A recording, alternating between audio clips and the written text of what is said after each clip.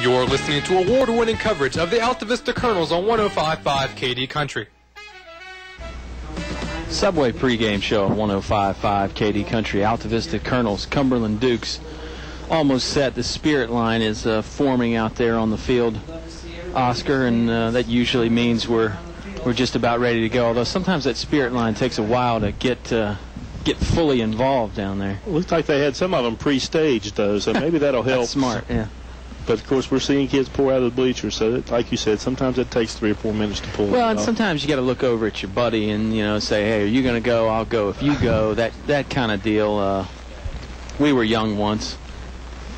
Seems like it was a long time ago. But anyway, just getting ready to set. The Colonels team is getting ready to take the field, and they'll run through that spirit line. Meanwhile, Cumberland is ready on the other side. Captains coming out to midfield now for Altavista. It is number 11, Juan Thornhill, and number 74, William Martin. And Martin has done a great job on that offensive line there from that right tackle spot. Juan runs behind him as much as anybody, really. He has an out for Cumberland is Brian Wimbush, Justice Dowdy, Aaron Sims, and Jamal Watson. Yeah, all 4 of those guys starters on the offensive side for Cumberland, luckily for us. Inside joke there. If you go to the KDCountry.com website, which you should be doing all the time, and maybe you're hearing us there right now, a lot of good things on there. Of course, you can get to Bob Alvis's Sports Buffet podcast from there. Bob's always got a lot of good high school sports stuff, not just high school, but he's got a bunch of high school stuff if you're into that, like we are, and like you probably are because you're listening. You should check that out. And, of course, the KD Country Facebook page, all kinds of stuff on there, whether it's news, information, deals from different sponsors, everything, Oscar. Great contests that are going on, giveaways. Yep. Always something there from the KDE Country to the community. So absolutely. And officials going over things with those captains at midfield. That's what we're doing right now, talking about the coin toss. And I don't know if there's ever been a coin toss play-by-play, but it does look like he's getting ready to flip it up in the air, and he does. Unfortunately, we can't see from here whether it's heads or tails. Altavista's in their home orange jerseys, got the black numbers with the white trim, black helmets with the orange A on the side, and the black pants with the orange and white striping. Most guys got black socks. Looked like Colonels won, and they elected to defer. Did I see that right? Yes, that's correct. Okay.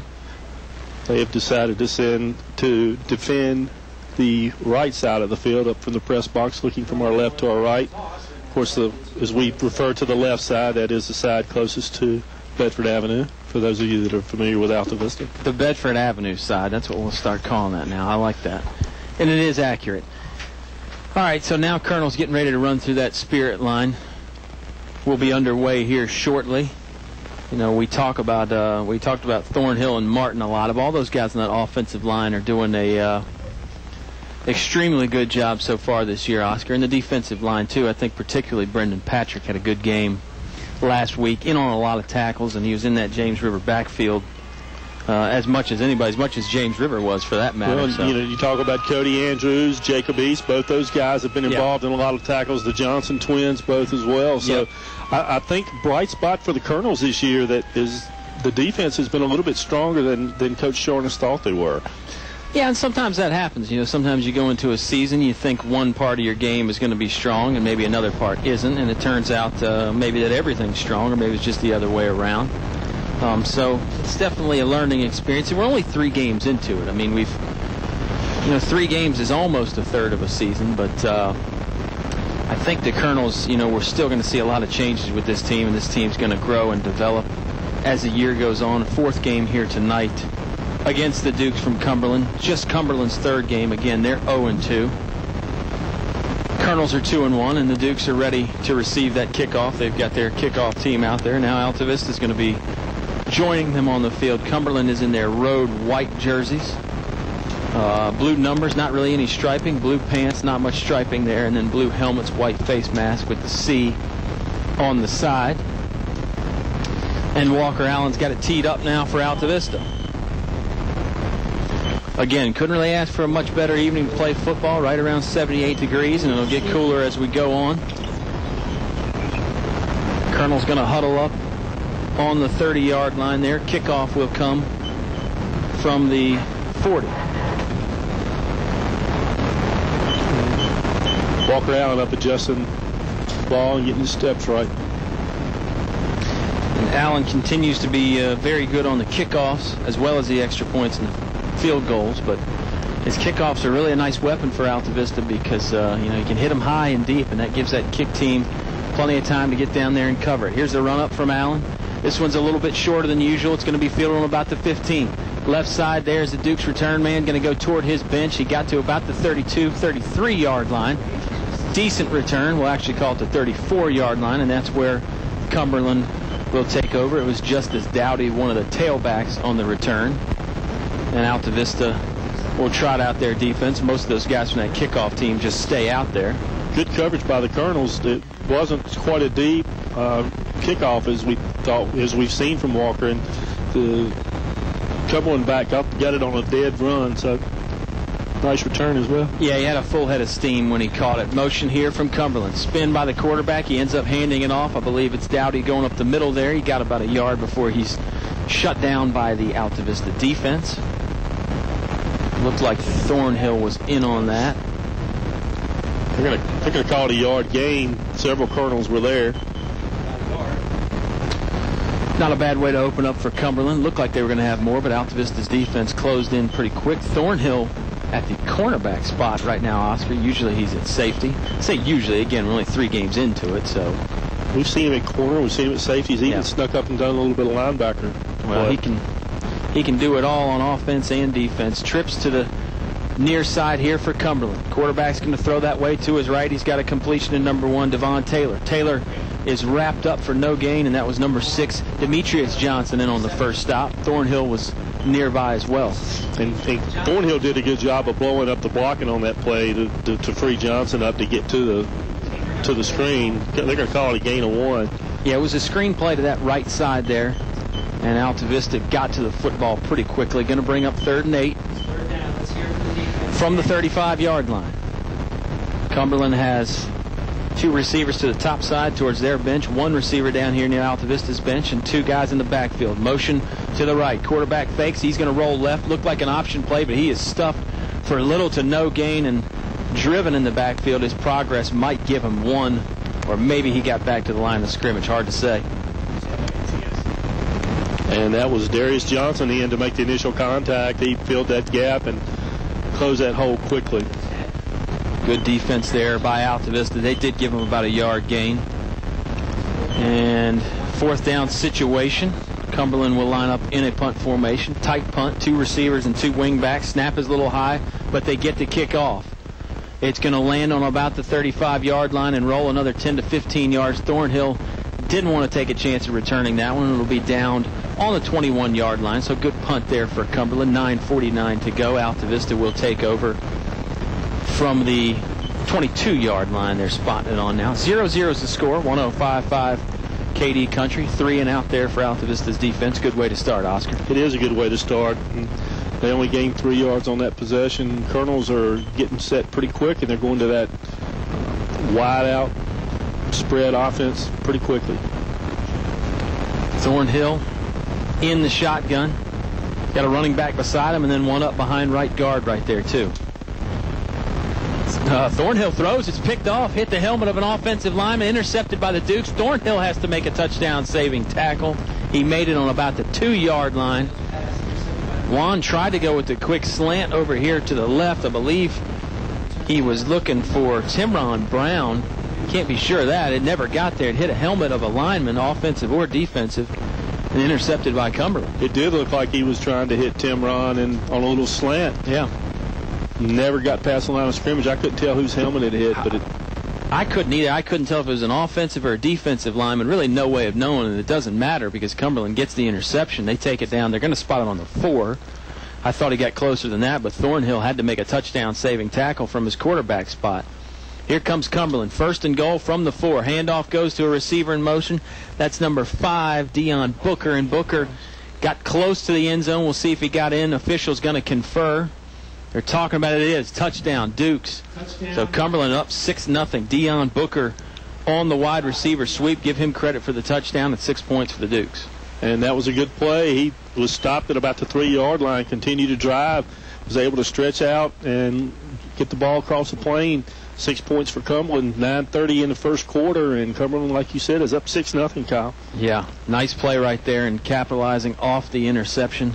Gave themselves great field position, and the Dukes are going to go for 2. Same formation. The quarterback is Wimbush. He's got a running back behind him and then one even behind him deeper. Shotgun, man in motion. Ball is loose on the ground. It was fumbled. It never got to the running back. Altavista is going to take over. 2-point conversion, no good. 6-0 lead for the Cumberland Dukes. 9:30 to go in the Apple Market first quarter. Quick timeout on 105.5 KD Country. You can buy paint from any old yahoo who knows nothing about paint in one of those big box stores. For quality paint from people who really know paint, it's Davis Paints from your complete home center, English's. Davis Paints, which has been known for quality since 1921, is not just sold anywhere. Visit the new paint room at English's, your authorized Davis Paint dealer. English's is your complete home center. On North Main Street, Altavista. You're listening to award-winning coverage of the Altavista Colonels on 105.5 KD Country. Visiting Cumberland Dukes take an early lead. 6-0 here. 2-point conversion try was no good. That's where we stand, Oscar. 9:30 to go in the Apple Market first quarter, and really blink your eye and it happened. And, you know, Coach Shaughness in the interview talked about the maturity and the emotional maturity of the team. With that type of quick turnover and score, you got to wonder if how they're going to respond. Yeah, definitely. We'll see about the response here. You know, last week Altavista went up big early. You know, 2 touchdowns, I think, when you score them with the quickness that Altavista did last week. That's a big deal, and he mentioned in the interview that it didn't seem like his guys were really all that emotional about it. So maybe being down will be a good thing. Maybe it'll get them fired up. Here comes a kickoff from the Dukes. It's short. I don't think it's an onside kick, but they got a chance to recover it. It went out of bounds before they did. I think the kicker just kind of flubbed it. It looked I don't think it was intentional. No, I absolutely agree, but the Altavista player that was in pursuit of the ball couldn't get to it very quickly, Yeah. and we're lucky that the ball went out of bounds, but there were 2 Cumberland players there on the ball. Absolutely. Altavista really probably caught a break right there. Cumberland was coming in a hurry. They're going to spot it on the 38-yard line for Altavista. That's where they'll take over. Fresh set of downs. Altavista's only run 1 play. It was intercepted, and that set up the Dion Booker touchdown for the Dukes. So we'll see how the Colonels' offense responds. Same formation as before. 2 receivers to the near side here. Altavista's on that far right hash mark.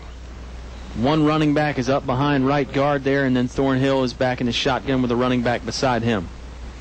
Snap is on the way. It's a good one. Handoff goes to Destin Brown. Brown shakes off 1 tackle. He gets the middle of the field for about an 8-yard gain. Right in front of the A there in the middle of this beautiful Altavista Colonel football field. So we'll call it an 8-yard gain. 2nd and 2 on the way. Nice run by Brown. Nice job on that offensive line. It opened up a hole, and Destin was able to get through it and, like I said, make a nice 8-yard gain.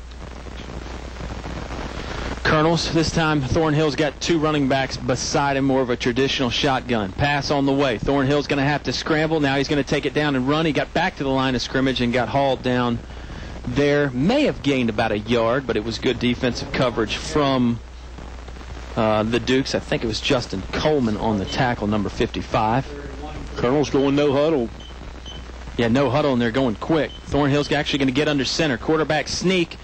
Flag comes out right here on this sideline by Altavista. I have a bad feeling like maybe Altavista moved early or somebody was just lined up offside. And they said Altavista did move early, so Juan Thornhill would have picked up the first down on the quarterback sneak. But that is washed out on the penalty, and they'll step this off. And let's see where they spot it. Bring up a 3rd down again. It's going to make it 3rd and 6. You know, on that previous play before that illegal procedure play, Juan Thornhill was carrying the ball way out in his right hand. Yeah. Real concern to him holding on to the ball in that situation. Shotgun snap. Thornhill's going to look to pass. He's got Maulback out here on the left side. Maulback knee went down. He tried to bounce back up, but his knee was down. Tackle made there by the Dukes. He did get the first down. Just got to that first down marker before he slipped and the knee went down. It wasn't really a tackle from Cumberland. Dimitri just slipped. I mean, he's kind of kicking himself. He knew he would have had a bigger gain. Well, in this time of year, you start to get that cooling effect, and sometimes that Bermuda can get a little slippery. Absolutely.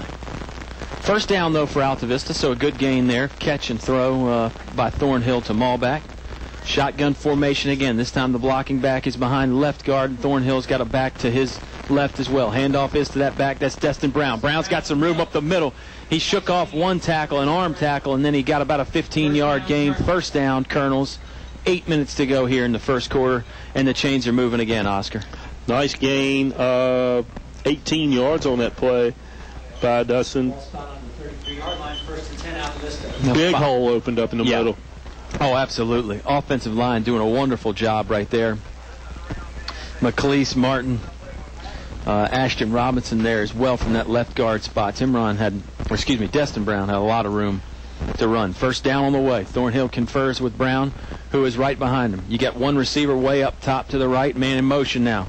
They fake to the motion guy and give it to Brown. Brown's hit in the backfield for little to no gain. First hit was Aaron Sims there from the Dukes, and he brought him down with some help after the fact. That was a nice defense from Cumberland. Yeah, you know, all three teams got a man down now for Cumberland. We'll keep it here. Well, I don't know. Did Altavista take a timeout? I'm not sure. Anyway, we'll keep it here regardless, Oscar. All three teams, and then also the Colonels, you know, they've all run a variation of that wide receiver sweep where you put the wide receiver in motion and then you either fake it to him or give it to him. And they put Payne in motion, Altavista did. And really, Cumberland did a nice job staying at home. I mean, they hit Brown in the backfield for... They said Brown got back to the line of scrimmage, but that was all the fight in the legs from Brown because he got hit 2 or 3 yards deep. Well, that play is designed to, as that receiver went in motion, to drag the offense out. Drag the defense out, and the linebackers stayed in place, did a great job of covering that play. Yeah, they did. And, you know, we saw Cumberland, that's how they scored their first touchdown, was one of those wide receiver sweeps. So a lot of people going to it. Injury timeout taking a little bit longer than we thought, so we'll take a quick break as well. 6-0 right now. Altavista trails with 7:21 to go in the first quarter on 105.5 KD Country. A short drive will save you money. That's right. A short drive can save you hundreds, maybe thousands. The absolute best selection of new and pre-owned vehicles to choose from. Have a trade? When you make a deal, Feller Chevrolet will pay it off, no matter how much you owe. Slow credit? Don't worry. Drive away today in your new or pre-owned vehicle. Remember, if you didn't purchase your vehicle from Feller Chevrolet, you paid too much for it. Feller Chevrolet in Altavista. You're listening to award-winning coverage of the Altavista Colonels on 105.5 KD Country. Back here from Altavista High School. Colonels trail, but it's early. 7:21 to go in the Apple Market first quarter. Injury is taken care of here as the Cumberland player walking off under their own power, so that's a good sign. Both coaches having some few words there with their team, and I think we're ready to go again, Oscar. And it'll bring out 2nd and 33. Of course, 7:21 left in the first quarter. Colonels trail 6-0 to the Cumberland Dukes. Altavista's got 4 receivers over to this right side here. Unbalanced line. And Thornhill is going to go to that side here. Quarterback sweep to his right. Nice block from East. Thornhill's got a few yards there to the right side. Looked like the ball might have came out late, but I think Thornhill held on to it. He got the first down on the quarterback sweep there. Well-designed play. Altavista just really had Cumberland outnumbered over there. They put all the receivers on that right side. Nobody here to the left. The only people on the left side of the ball were the left guard and the left tackle. Nice gain of 14 by Juan. They set those wide receivers out. Each one of them had a blocking assignment trying to set up a wedge, and he was able to dance through the defense. Nice job by Juan. Yeah, really good job by Thornhill. And Thornhill's rushed for 282 yards so far this year, Oscar, in 3 games. Man in motion now is Timron Brown. They fake it to him and give it to, I believe, East, or maybe it was Jacob Hawkins, I think, actually, for about a 2-yard gain up the middle there. It was Hawkins.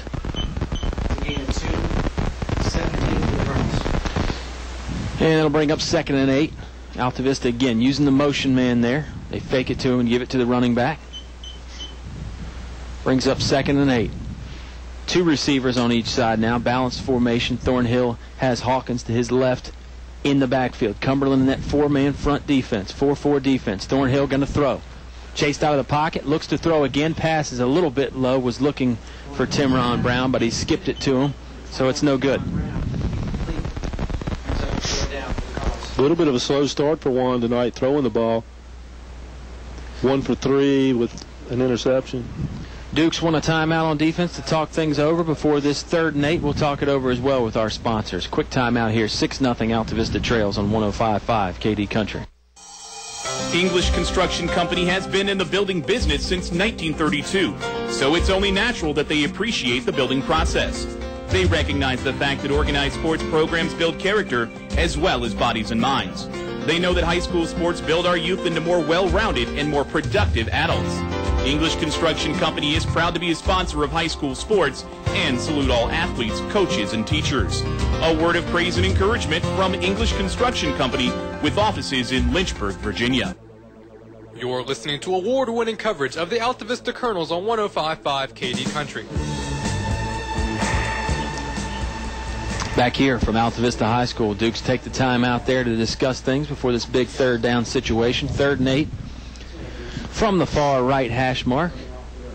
Altavista breaks their huddle. Cumberland defense awaits them on the field. The question is going to be, are they in 4-down territory? They're right at the edge of Walker Allen's field goal range, so they may have to go. They may be 2 plays here. Yeah, you're absolutely right. We'll see. Maybe Altavista gets it on this first play. Who knows? Thornhill's in the shotgun again. 2 receivers on each side. Brown's in the backfield with him. Thornhill going to roll left. Looking left, throws. He's got Maulback complete. Maulback hit on about the 15, shook off one tackle. He's still trying to fight for some yards. He almost got to about the 10-yard line. We'll call it the 12-yard line is where he got. So that's 3 yards short of the line necessary for the first down.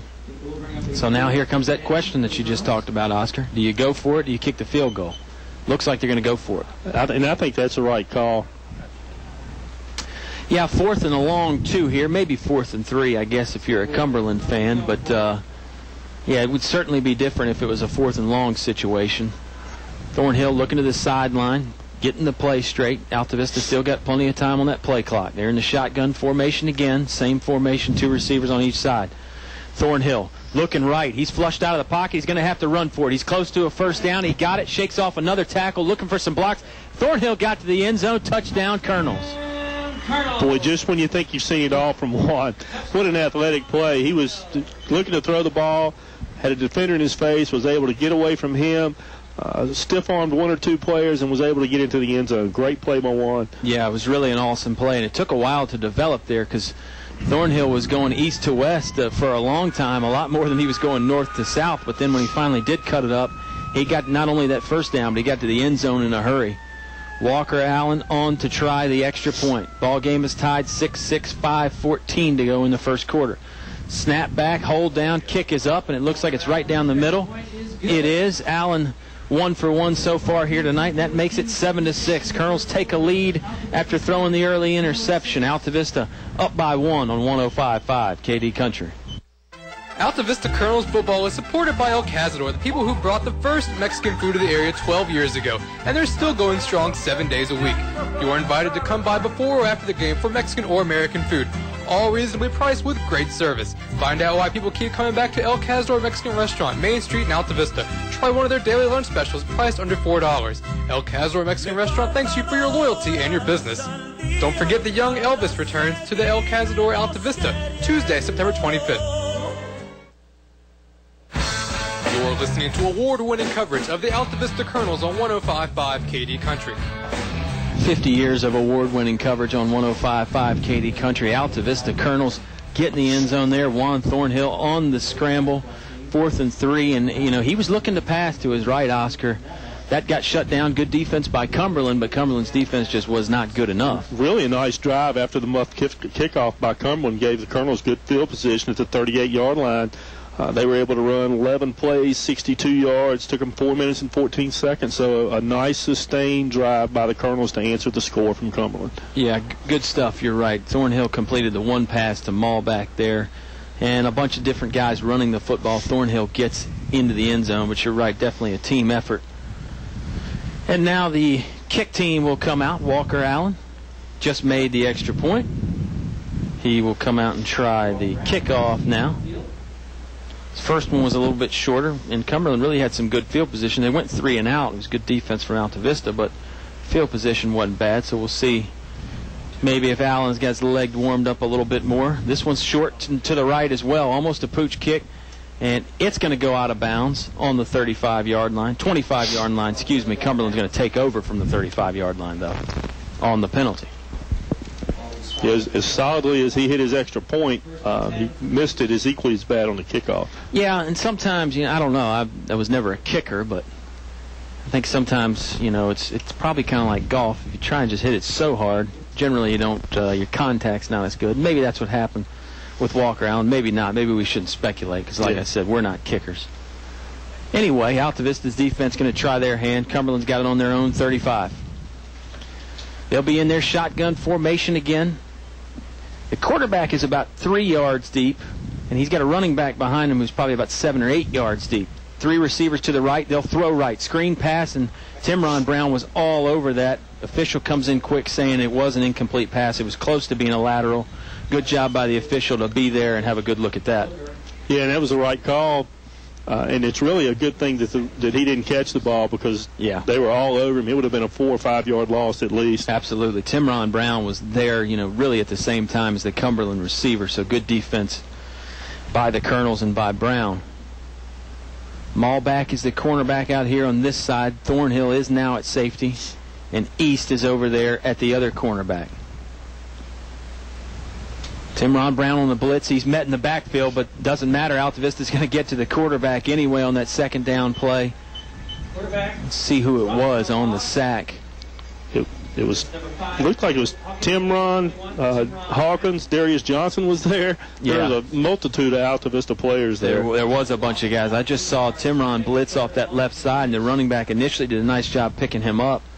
But Altavista had pressure coming from all angles. That's going to set up 3rd and 26 for Cumberland. You would think another passing down, but you never know. Duke's in the shotgun formation, 3 receivers, 2 running backs, and 3 if you count the quarterback. Screen play there. It was well set up and probably had a lot of room, but the pass is incomplete. They were looking for Jones, and that's going to bring up a 4th down for Cumberland. They'll have to punt again. It was well designed. They let Dustin Brown in and Timron Brown in. They put pressure on the quarterback, but I don't think the quarterback realized they were going to get there as quickly as they did. If he'd have had another second or so, he may be able to complete that pass. Long snap back again. The punt is a low driving kick. It's going to land on about the 50-yard line, then going to get down on the 45-yard line by Cumberland. Looked like they might have wanted to try and let it roll a little bit, but they do down on the 45-yard line. That's where Altavista will take over. Right hash mark. Wasn't nearly as good as Cumberland's other punt, but it wasn't terrible. And Colonels will have decent field position here from their own 45-yard line. 1st and 10, 4:21 to go in the first quarter. 28-yard punt, no return. Colonels set to go here. They're up by 1, 7-6. You're going to have 3 receivers to the left side towards Altavista's bench. They're in that bunch formation, running back to that side as well. Thornhill's going to roll out to his left. Squares his shoulders now. He's throwing deep, and he's got a man there. It's complete to number 6, Demetrius Johnson. And he's finally dragged down on about the 9-yard line. Big-time pass play and catch right there for Altavista. And he had Demetrius on that side, and he had another wide receiver on the other side that was equally as wide open. So he had his choice. Nice throw. Nice gather by Demetrius and some yardage after the catch. Yeah, it was a great route by Demetrius, and then the throw was really perfect. I mean, Thornhill is a right-handed quarterback rolling to his left. Sometimes that's a problem, but Juan got his shoulder square and really threw a good ball. 1st and goal from the 9-yard line. Thornhill's got 3 receivers to his right this time, 1 to his left. Snap is good. Thornhill's going to go right up the middle. He's got plenty of room. Touchdown, Altavista Colonels. That one was a no-doubter. Juan was never touched. Great blocking from the offensive line. McLeese from his center spot particularly driving his guy out of there and giving Juan a lot of room to run. Walker Allen on to try another extra point. Yeah, McLeese and Martin they blew a big hole. That was quarterback draw all the way. Yep. Like you said, he went in untouched. Yeah, when you go in untouched from 9 yards out, you know you got some pretty good blocking. And it really was that time from the Colonels. 13-6 they lead. Chance to make it 14-6 here. Snap and another good hold. Kick is up. This one's right down Broadway again. So Altavista leads 14-6 early here in the first quarter. We'll take a timeout. Colonels score twice unanswered on 105.5 KD Country. Accidents happen. When your windshield is chipped, come to Apple Auto Glass, 2429 Ford Avenue. They'll repair your chip for $39.95. In shop, only $39.95. Apple Auto Glass and Mirrors, 2429 Ford Avenue, Lynchburg. Give them a call at 846-2753, 846-2753. That's 846-2753. Apple Auto Glass, proud sponsor of Altavista Sports. Football is a tradition, and so is Apple Auto Glass. Go Colonels. You're listening to award-winning coverage of the Altavista Colonels on 105.5 KD Country. Back here from Altavista High School, Colonels up 14-6, 2 unanswered touchdowns there, both of them from Juan Thornhill, and then 2 extra points from Walker Allen. Well, we talked about the maturity, the emotional maturity of the team, and we are young at the skill positions, and I think we got our answer. The Colonels responded quickly. You're right. They respond. You know, Thornhill throws that interception on the first, not the first play of the game, but Altavista's first offensive play. And sometimes I think that would shake some other quarterbacks and some other teams. But, you know, this Altavista team really did respond, like you said.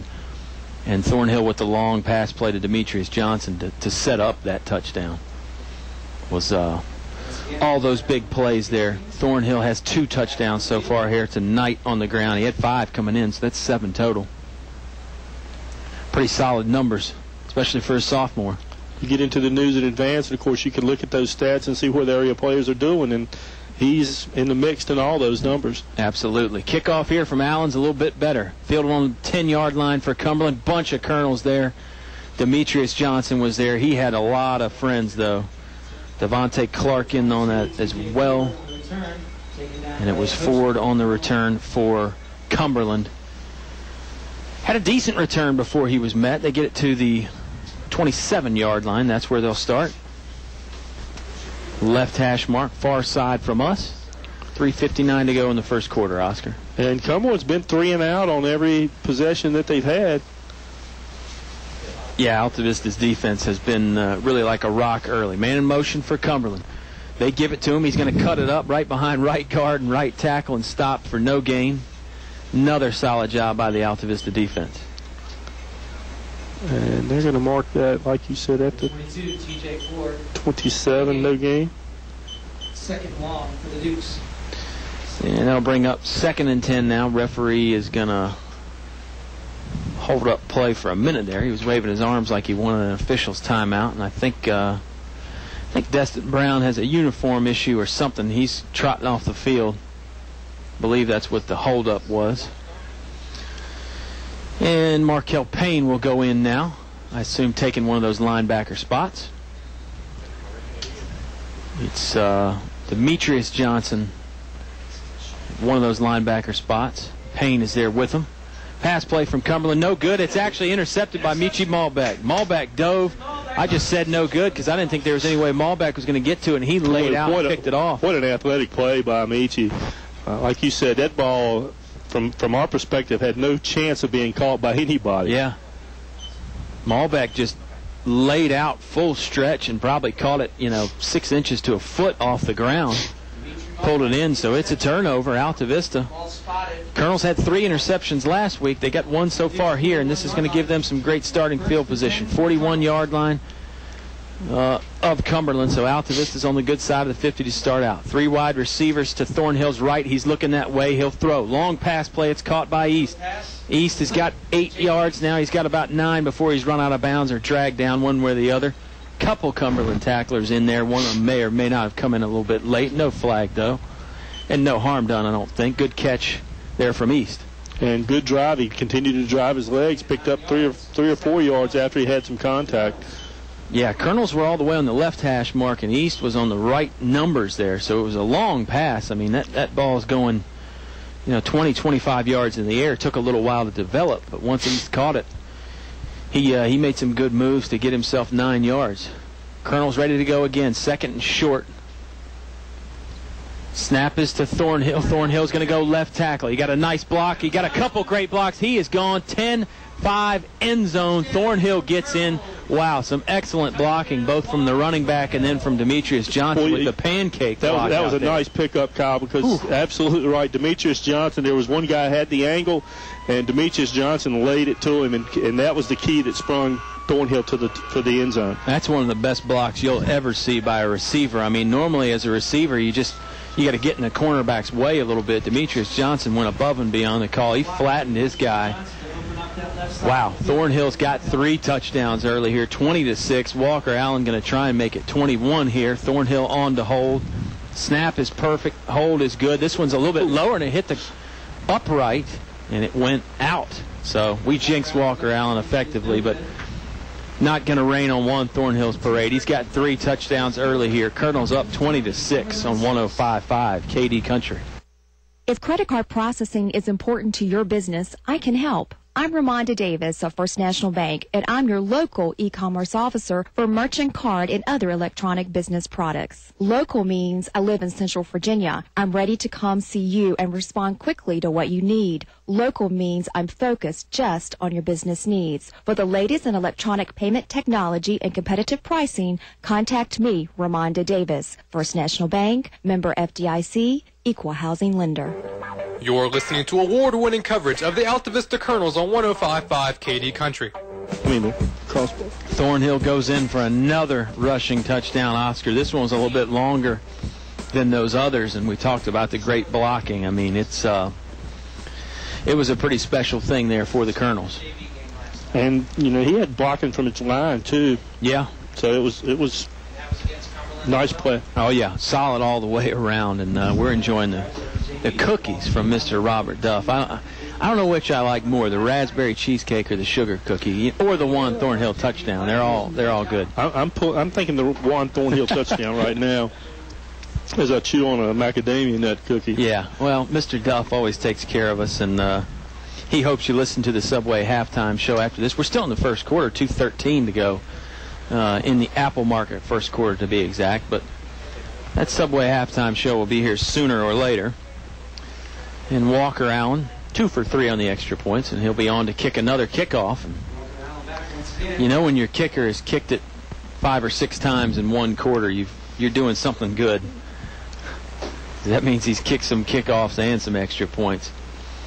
Kick is away. This is a low line drive. It's going to be hard to handle for Cumberland. I think it's going to get in the end zone. It is. It'll be a touchback. Great job there from Walker Allen. Now you're going to get a flag that comes out late by the back judge here. Flag's at about the 39-yard line. I'm guessing maybe it's a block in the back on Cumberland. You really never know. He's going to go talk it over. It'll be an interesting call. There was really never any attempt to run the ball back. Yeah. Of course, that doesn't exclude that call from happening, but still interesting. Yeah, and I say block in the back or a hold. I mean, that's really the only thing I can think of. I guess you could have an unnecessary roughness type of situation. And that could be on either team. But anyway, we'll wait and see. Altavista leads 20-6. 2:13 to go in the first quarter. Cumberland scored early. They got points off of an intercept. Well, they didn't score on the interception, but the interception got them down to the 4-yard line.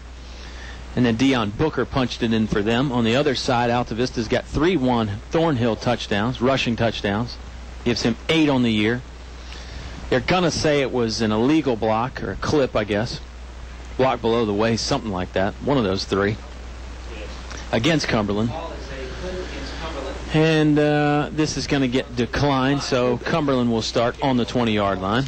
Yeah, I guess the thought process there on that rule would be a re-kick from 10 yards further. Nothing to gain from doing that. Yeah.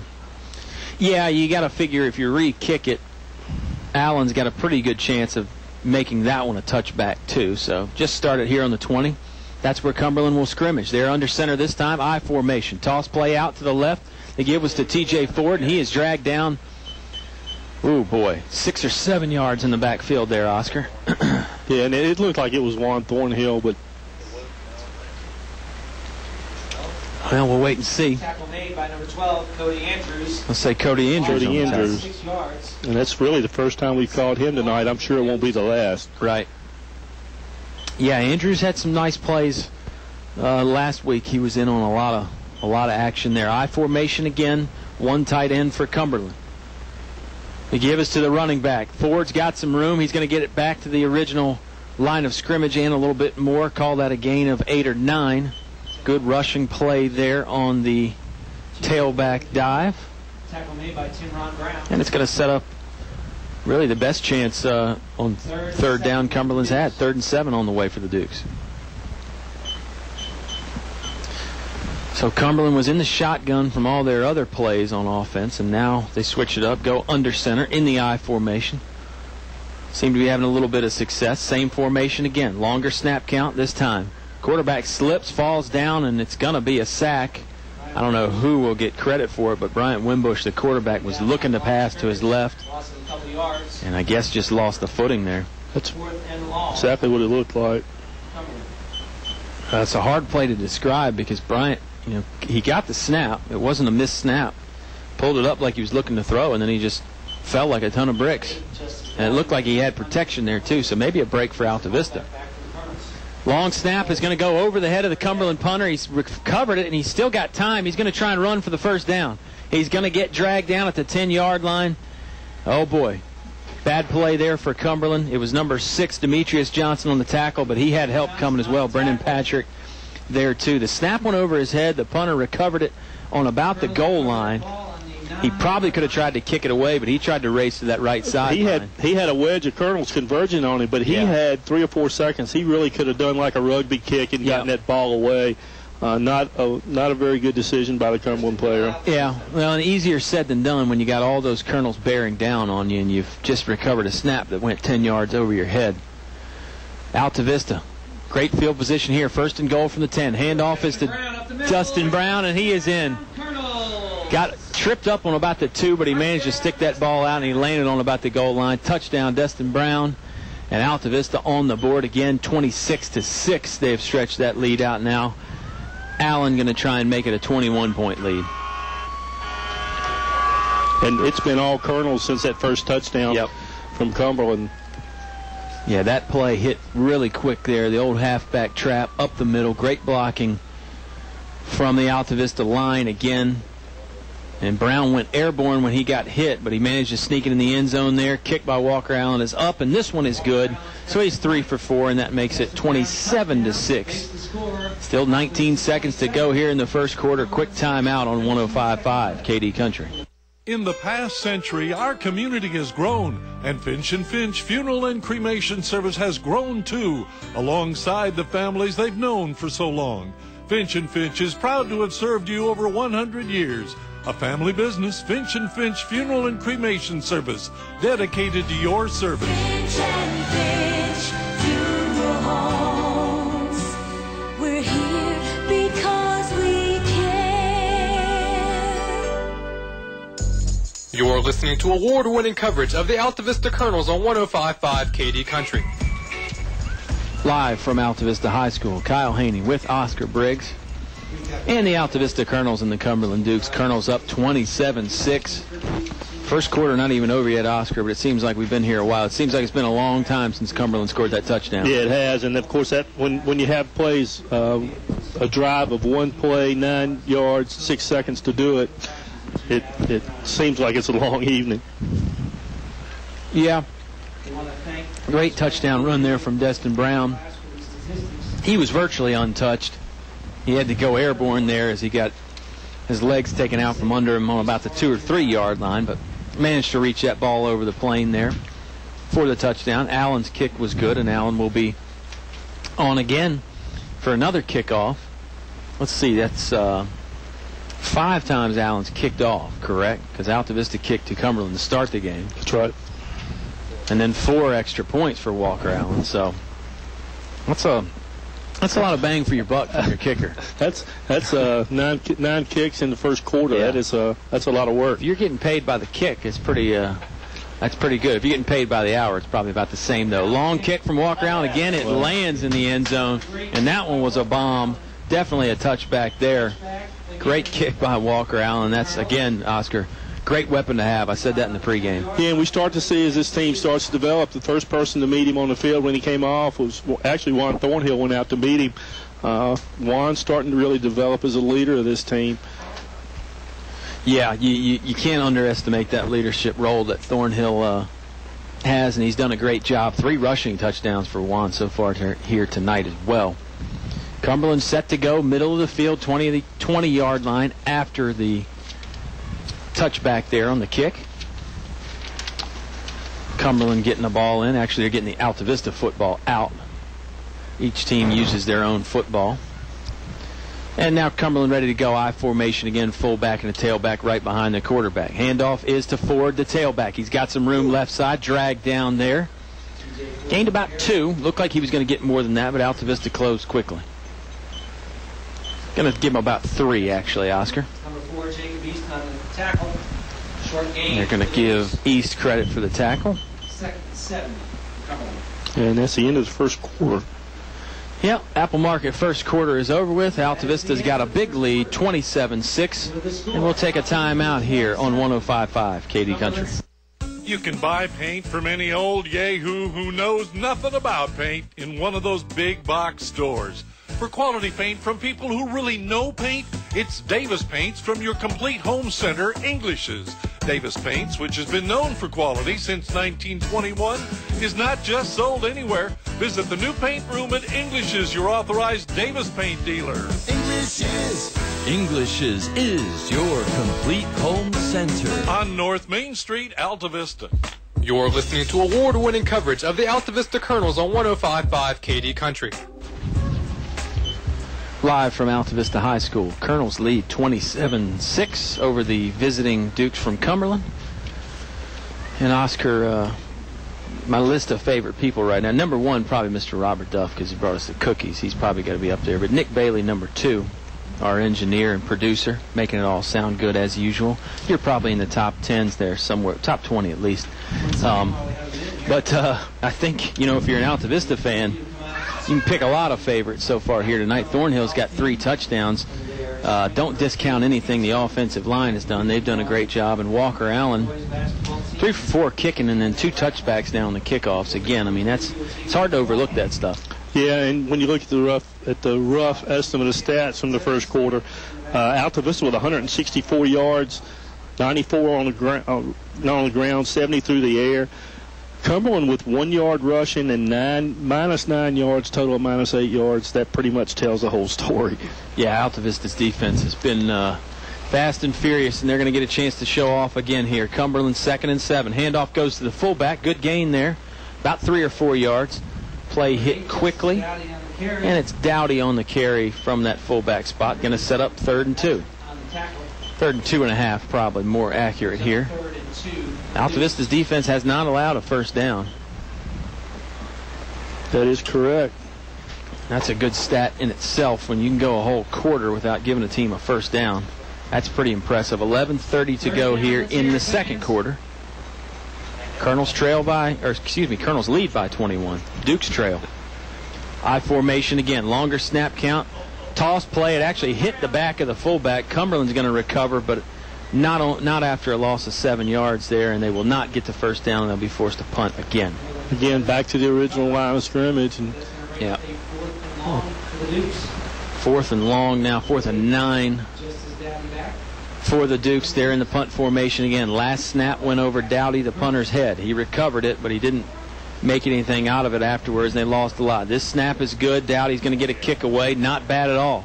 Maulback is there on the punt return. He will field it on the 45-yard line. Makes the first guy miss. He's got a little bit of blocking. He's going to keep going to his right.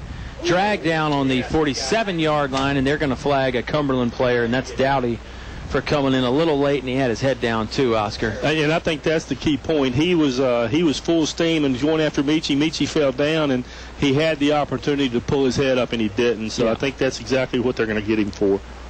Yeah, Maulbeck went down on about the 47-yard line, and it was probably a full second before Dowdy came in there with the head down. So, again, a good call, and they're really emphasizing that now more and more these days, which is a good thing. So this is going to step off 15 more for Altavista. And it looks like when they finally spot it, they're going to take over on the Cumberland 37-yard line. Side of the field. Right hash mark here, closest to us, near the Altavista bench.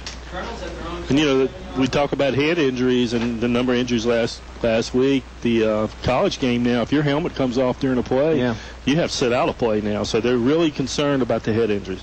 Yeah, and I'm sure high school is probably not going to be far behind with a rule similar to that anyway. Shotgun here, Altavista on first down. Thornhill gave it to Hawkins, and Hawkins never really got going full speed. I don't know if it was a read option play there where Thornhill was actually trying to take it out and keep it or not, but that play never really got going at full speed. They still gave Hawkins about a gain of a foot, yeah. The guy with the stick moved on the far sideline, but then you look at the ball, and it's back there where they started from, so we'll give him no gain. And Altavista now ready for their second down play. From that right hash mark again. This time Hawkins is up on the left side in a wing. Number 23, Devontae Clark, is in the backfield with Thornhill.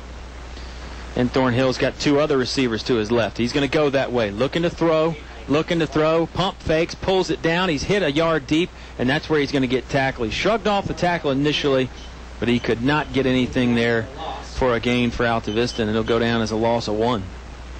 3rd and 11 on the way.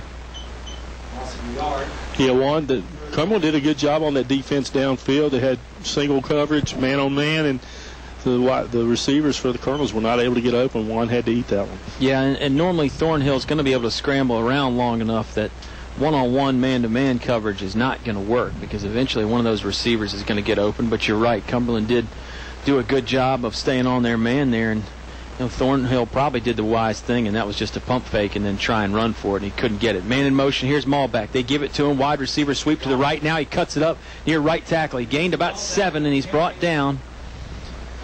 And he's close to that first down marker, but I don't think he got enough. No, he was a shoestring away from getting out of there, too. He had gotten through the initial surge of the Cumberland defense and was in the secondary. Nobody's more frustrated than Michi. Yeah, that play hit quick. Malbeck got going full speed, and then when he cut it up the alley there, just off right tackle, really, almost turned it into an off-tackle play instead of a sweep. Gained some nice yardage. Colonels are going to go for it here. Full house backfield, 2 tight ends. 3 running backs in the backfield with Thornhill. Thornhill hard count, and they got the jump right there. Great job using the long snap count there. Going on something other than 1, and it's going to be enough for the first down. Excellent play there. Good call by Coach Sharness and excellent execution from the offense. Yeah, Juan did a great job with that hard count, and they jumped on his first bark. Yep. And a lot of that is on the quarterback, how he uses the inflection of his voice and the tone and that kind of thing. And excellent job there from Altavista. They'll stay in the same formation. First down here from the 24-yard line. Handoff is to Brown. He'll gain about 4 along the right side there before he's finally dragged down. Kind of slipped up on his own. He was aided a little bit there, and Brown's just a little slow to get up. He is going to get up now, kind of limping it off a little bit. He'll come to the sideline here as Altavista's going to make some wholesale personnel changes. I think they'll go back into shotgun now, but never good to see Brown limping off the field like that. No, they only gave him credit for 2 yards gained on that play. Yeah, it looked like he had more than that. But anyway, we're ready here. 2nd and 8. Altavista, right hash mark. They're in their shotgun formation again. Saw them under center the last couple plays. Handoff goes to Hawkins. Hawkins has got some room. This time he's close to the first down on about the 15-yard line. We'll see where they spot this one. And it looks like they are going to put it right on the 15, so that's going to make it just shy of the first down mark. It'll bring up 3rd and about 2 feet. 3rd and short for the Colonels. Yeah, call it a long one, and it'll be interesting to see if Cumberland bites on that hard count, if that's the decision that Coach Sharness goes to again. Yeah, it's certainly something you could think about going to again. They're in the shotgun, though. Maybe not as effective there. Thornhill getting some receivers in motion. One's going to go back deep. There's the handoff to Hawkins. Hawkins got the first down and more. He's hit on about the 6-yard line. He stumbles to the 3. A flag came out, though. Everybody suspects it's holding. We'll see. And it looks like Altavista is backing up. It is going to be a hold on the Colonels. That'll wipe out a great run from Hawkins. First down as well, so this is going to make it 3rd down again. 6:49 to go. Altavista leads 27-6. 3-1 Thornhill rushing touchdowns. One Destin Brown rushing touchdown. Deion Booker had the touchdown rushing for Cumberland. And so this will bring up 3rd and 10. Colonels are still on that right hash mark. They've been there for a while. Thornhill surveying that defense. He's got Hawkins in the backfield with him again. 2 receivers on each side. Thornhill's going to pass. Scrambles right. Going to go a little bit more right. He's near the sideline. He's got a man downfield. That's Malback. Complete. Touchdown. Wow. Great play right there. What great patience by Juan. Everybody was covered. Michi continued to work on his receiver, was able to make a break. One of the Cumberland players rubbed off on another one. Nice pass by Juan. 6 points for the Colonels. Yeah, we said it. You know, if you give Juan enough time, somebody is going to get open, and then somebody was Michi Malback for the touchdown. 24-yard pass and catch. Thornhill to Malback. Not the first time they've hooked up this year, but I'll tell you, it doesn't get much better than that. Walker Allen on to try another one. Ball's on the tee nicely from Thornhill, and this kick is good. 33-6. Altavista leads. 6:31 to go in the second quarter on 105.5 KD Country. The game is brought to you by these members of the Altavista Sports Club. Chef's Drive-In, serving hometown pride with 18 flavors of milkshakes. Comfort Inn in Altavista, outdoor pool, and free hot breakfast with your stay. Steve's Florist, best quality at the best price for all occasions. El Cerrito Mexican Restaurant, authentic Mexican food, open 7 days a week. Aubrey Rosser, attorney at law, Main Street, Altavista. Peace of Pie Restaurant, Lower Broad Street, Altavista. Give peace a chance. China Walk Super Buffet, American and Chinese food with the newest item, crab. Perkins Twin Tire and Auto Service, your Michelin tire store. You're listening to award-winning coverage of the Altavista Colonels on 105.5 KD Country. 6:31 to go in the first half. 34-6, Oscar. I forgot to tack on the extra point. Walker Allen did not forget to tack on the extra point. And Thornhill's got 4 touchdowns now, 3 of them rushing, 1 passing. That time Michi Malback caught it on the goal line there, and man, great play. Of course, Dustin Brown with the other one, and that play was another 37 yards. It took them 7 plays, 4 minutes and 10 seconds. Another nice drive by the Colonels. Yeah, it really was. Thornhill, you know, a lot of times on these pass plays, it involves him rolling out, and that time he rolled out, he stopped for a second, rolled out some more, and eventually he was over there on that right sideline and threw it probably within an arm's length of the bench there, but he had enough room. He had all the room he needed. It was really reminiscent of the Virginia Tech touchdown Tyrod threw against Nebraska. Man, that's old school right there, Oscar. Not that old school. Kickoff's fielded on the 10-yard line. Cumberland return man shrugged off the first Altavista defender. He did not shrug off the second one as he was hit hard. And they're going to spot this on the 22, 23, 24-yard line. Got there eventually.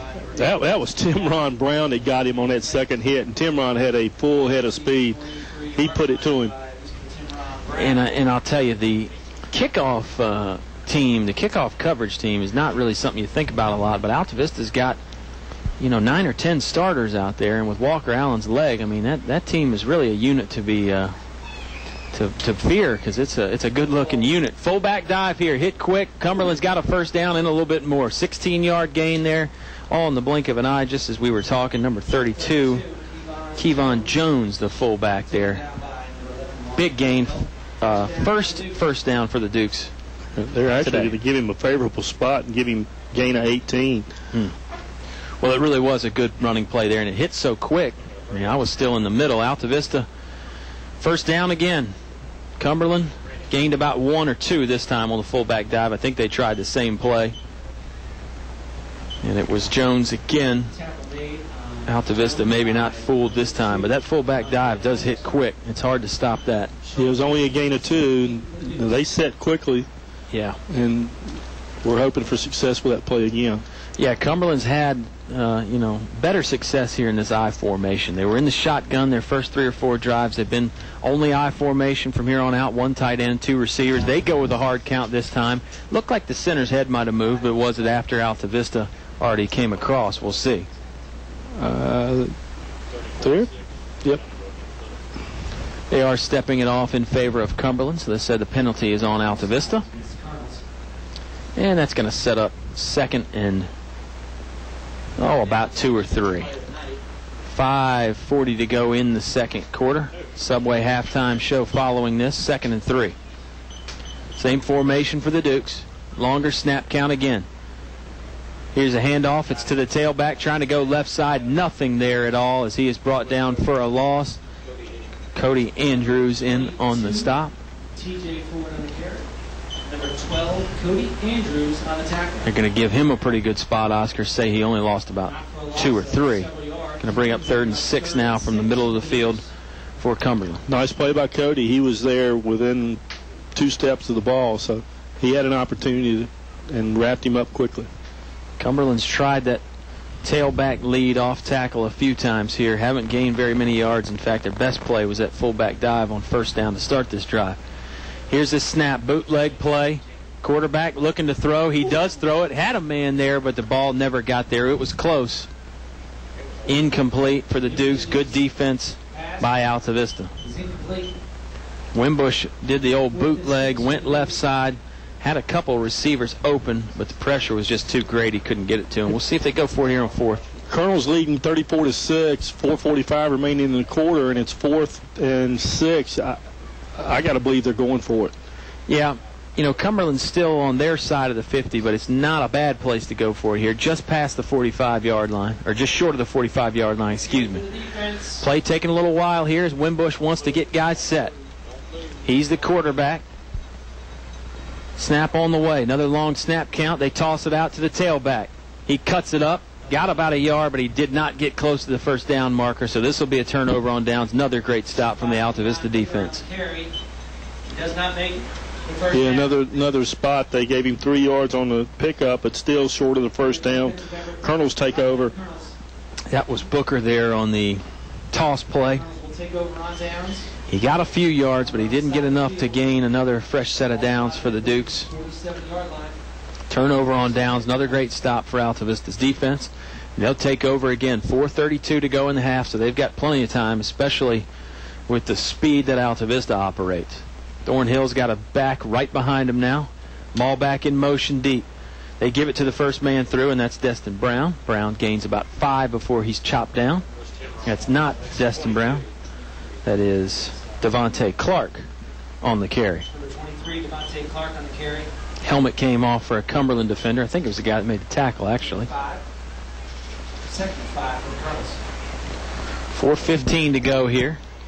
Clock is stopped to give him a chance to get the helmet back on. See, he gets to stay in the game. In the college game, you'd have to sit out a play. And, you know, I think the problem they're running into is in college is guys weren't wearing the chin strap or they weren't wearing a helmet that was tight enough. They just wanted it to just barely slide on their head, so they were coming off a lot.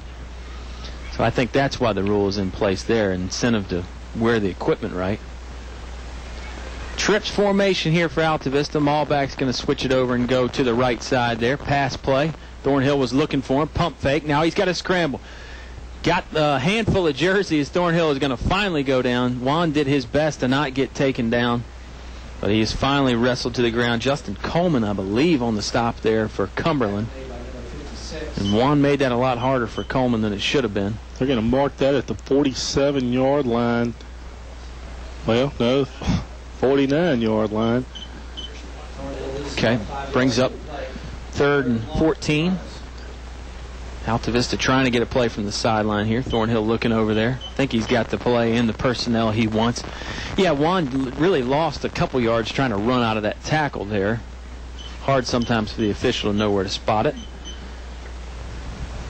3rd and 14. Thornhill's going to scramble out to his left. Looking to throw. He's got another long pass play. Looking for Johnson. Johnson goes up. Maybe jumped a little bit too soon. Incomplete. The defense was sound from Cumberland, though. They had a man there. It wasn't like Johnson was all by himself. It looked like Demetrius might have cut his route off a little bit to jump, and it's hard to teach the young kids to run through the route, especially when you got a guy with the arm that Juan Thornhill has. Absolutely. Yeah, Demetrius ran a good route, and he had a little space. Again, Cumberland had some good defense there. It's not like Demetrius was all by himself. First time Altavista's going to have to punt today. The good news, Kyle, is you got Demetrius, Darius, Michi, and Juan Thornhill, all sophomores. That's going to be an arsenal that's going to be difficult to deal with in couple years. Dave and I were talking about it last week. I mean, they're all sophomores. The Browns are sophomores, too. Kick on the way. Not a long one. It landed at the first down marker, actually, which was about the 37-yard line. So it's not going to go down as a very long punt. Cumberland will take over from their own 34. But Altavista did kick it away. Defense will get a chance to do its thing again, which they've done very well. 2:53 to go in the half. This half going by a lot quicker than the first, or excuse me, this quarter going by a lot quicker than the first quarter did. 2 minutes and 53 seconds left. First quarter took a long time. Yeah, it did. 34-6, Colonel's lead. 8 o'clock hour here on 105.5. We're glad you've joined us, whether it's on the radio or on the internet at kdcountry.com. Cumberland in the I formation again. Handoff goes up the middle. And they'll gain about a yard. I think it was Ford on the carry. I'll take that back. It was Dowdy on the carry. Give him a 1-yard gain there. Just got past the 35-yard line to the 36. And Wimbush goes over to the Cumberland sideline to get the play. Go ahead, Austin. And, well, we'd be remiss in saying that, if not mentioning that the Hillcats won the championship. That's right. Carolina League, so congratulations to the Hillcats. Absolutely. Hillcats had a great year. You heard all those games on 105.5, and we had to do a little juggling act between us and them for the past couple weeks, but don't have to worry about that anymore. Dowdy has to worry about trying to gain some yards. He probably gained 1 before Altavista's defense stopped him. And now Coach Sharness wants a timeout to set up this defensive play here. 3rd down on the way. Altavista leads 34-6 on 105.5 KD Country. A short drive will save you money.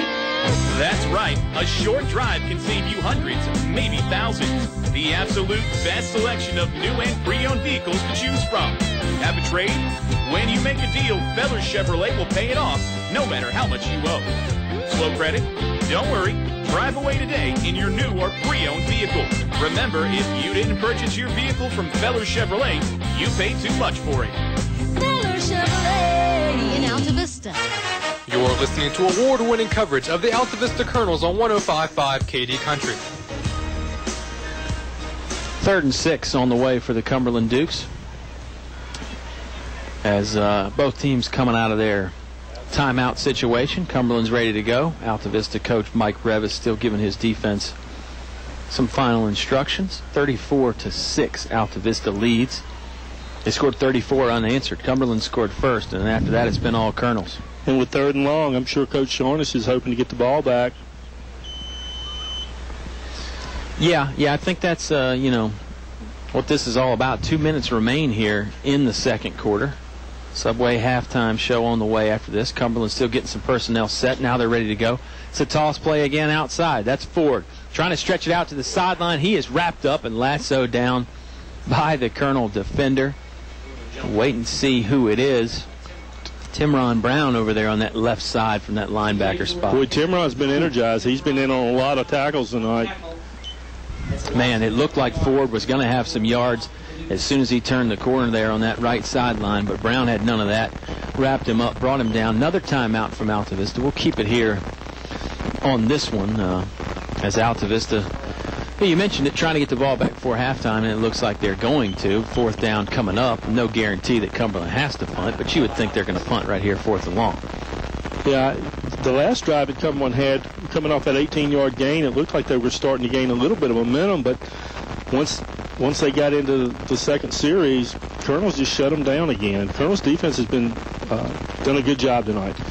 Absolutely. They've done a wonderful job, and maybe after that long gain, after Cumberland picked up the 1st down, maybe it was a point of pride for the defense there. They said, hey, they got a 1st down. Let's tighten up. And that's really incredible when you can hold a team to 1 first down in half. And it's been Timron Brown. All the guys have contributed. Juan Thornhill, the Johnson twins. Yep. Thornhill, again, all of them have pitched in tonight. Been a great defensive effort. Yeah, and defensively, you're getting a lot of orange jerseys to the football again, and that was maybe something that was a little lacking last week at times anyway. Punt formation for Cumberland. It's Dowdy back deep to kick. Good snap. He's got plenty of time. He gets off a really good kick. Maul back, thought about fielding in the air. He fields it off one bounce. It was a high one. Cuts it back. got some room. He split a couple defenders. Oh, wow, Malbeck is making all kinds of guys miss. He jump roped one guy there who was on the ground. Ends up turning it into a great return. Got it to the 44-yard line. About 25 yards worth of returns there, return yards, and Malbeck did all that himself, really. Yeah, he really did, and he had a lane over on the left-hand side that he was trying to get to. There was always one player who couldn't quite get there. And Michie a little bit hard on himself that he didn't break that one, but at 25-yard turn, it was awesome. Yeah, I mean, he made 6 or 7 guys miss, and that's not to say he didn't have any blocking, but most of it was Malbeck. It was kind of a magician's act there. Now you see him, now you don't, because he was splitting guys and hurdling guys and spinning guys. Thornhill's got 1:33 to work with. Looking towards the left sideline. Runs out of one tackle. Still has the football. Now he releases it, and it's complete. Catch there for the first down. 11-yard gain. They're going to say no catch now. Wow. That's Demetrius Johnson on the catch, and he got hit hard. He paid for it. And Johnson not happy with himself. He ran a little crossing route, came open late. I thought he caught it, Oscar. That one official came running in a little bit late. He did catch the ball and went to the ground, and it came loose when it came to the ground, but I don't think the rule is the same for high school as it is for the pro game. Yeah, they scrutinize that a little bit more in the NFL. And when you got the replay, you can do that, but you're right. I think he caught it. Thornhill's going to pass again, left side again. I believe that's Demetrius Johnson again. He's brought down after a gain of about 2. Flag came down, probably a hold because it's right there in Altavista's backfield. I'm going to say it's not a hold, but it is on Altavista. It was a ineligible receiver downfield. And maybe one of those linemen thought it was a running play. Might have been Darius Johnson on that time on the catch. Well, it was, and what the point I wanted to make was the progression that Juan went through. He had a receiver wide open down the left-hand side, but he was 40 yards downfield. He was on such a run that he couldn't really unload it to him. Made a nice check down to the receiver coming across the middle, and again, whether he caught it or not, he did catch it. Whether he maintained possession, come to the ground, or whatever, that's up for debate. But yeah. Second down, second and about 15. Colonels are on their own 40-yard line. 1:12 to go in the half. They've got one timeout remaining. So it's not impossible, but probably going to need a long play in here somewhere. Malbeck's going to go in motion to the left side. That's where Thornhill's going to run. Out of the pocket. He's got Michie on the catch. Gain. First down. He's got a lot more. 35. Now he's at the 30, making guys miss left and right again, but the flag came out there. It's probably a block in the back. Yeah, it was. On a receiver. Timron Brown blocked and sprung him, and, it was definitely influential in the play, so it is definitely coming back. Yeah, had a touchdown comeback last week like that Malbeck scored on. Altavista scored eventually, but you don't know what losing that time might have done. This one's going to come back. This would have been, oh gosh, let me count it out. Would have been about a 35-yard gain. That's going to get negated. And would have put them close to being in Walker Allen field goal range. Yeah, absolutely. 48.5 seconds to in the half. Subway halftime show on the way. That's the 4th penalty of the quarter for the Colonels, so I'm sure Coach Sharness is certainly not pleased with that. And that was a common theme last week, too. Way too many penalties for the Colonels. And at the wrong times as well. So it ends up after the penalty, Altavista, the spot doesn't really move. It's about 2nd and 14 again. Running back right behind Thornhill. They're going to hand it off. Got a lot of room. That's Jacob Hawkins. He's got about 7 or 8. Now he's got 9 or 10. He got close to the first down marker. Clock's going to run. 30 seconds now. Let's see if Altavista uses a timeout or not. They're going to get up quick. 3rd and 2. Cumberland's got players running on and off the field. Thornhill's going to try right side. It looked like he was going to sneak. He's got a first down and more. 30-yard line. Broke one tackle. Broke another tackle. He's got nobody in sight. 5. Touchdown. Thornhill is in. Wow. And more importantly, there's no yellow flags on the field. Exactly. No penalties. Thornhill sort of faked the quarterback sneak. Then he went off the right side. Everybody from Cumberland packed it in there towards the center like he was going to sneak it. Thornhill got the first down. It looked like he was going to get brought down after about a 10-yard gain, but he shrugged off a couple tackles, stiffed arm another. Then when he got to the 15, Oscar, he was gone. There was nobody around. And the Colonels did a good job of blocking downfield, too. The receivers came back and did a good job of keeping him out. Absolutely. 10 seconds to go in the half now. Allen's kick is up. This one is good. This one is no good, actually. Excuse me. It's going to make it a 40-6 game. Juan Thornhill, 41-yard rushing touchdown there. His fourth of the half. We'll take a timeout on 105.5 KD Country. English Construction Company has been in the building business since 1932, so it's only natural that they appreciate the building process.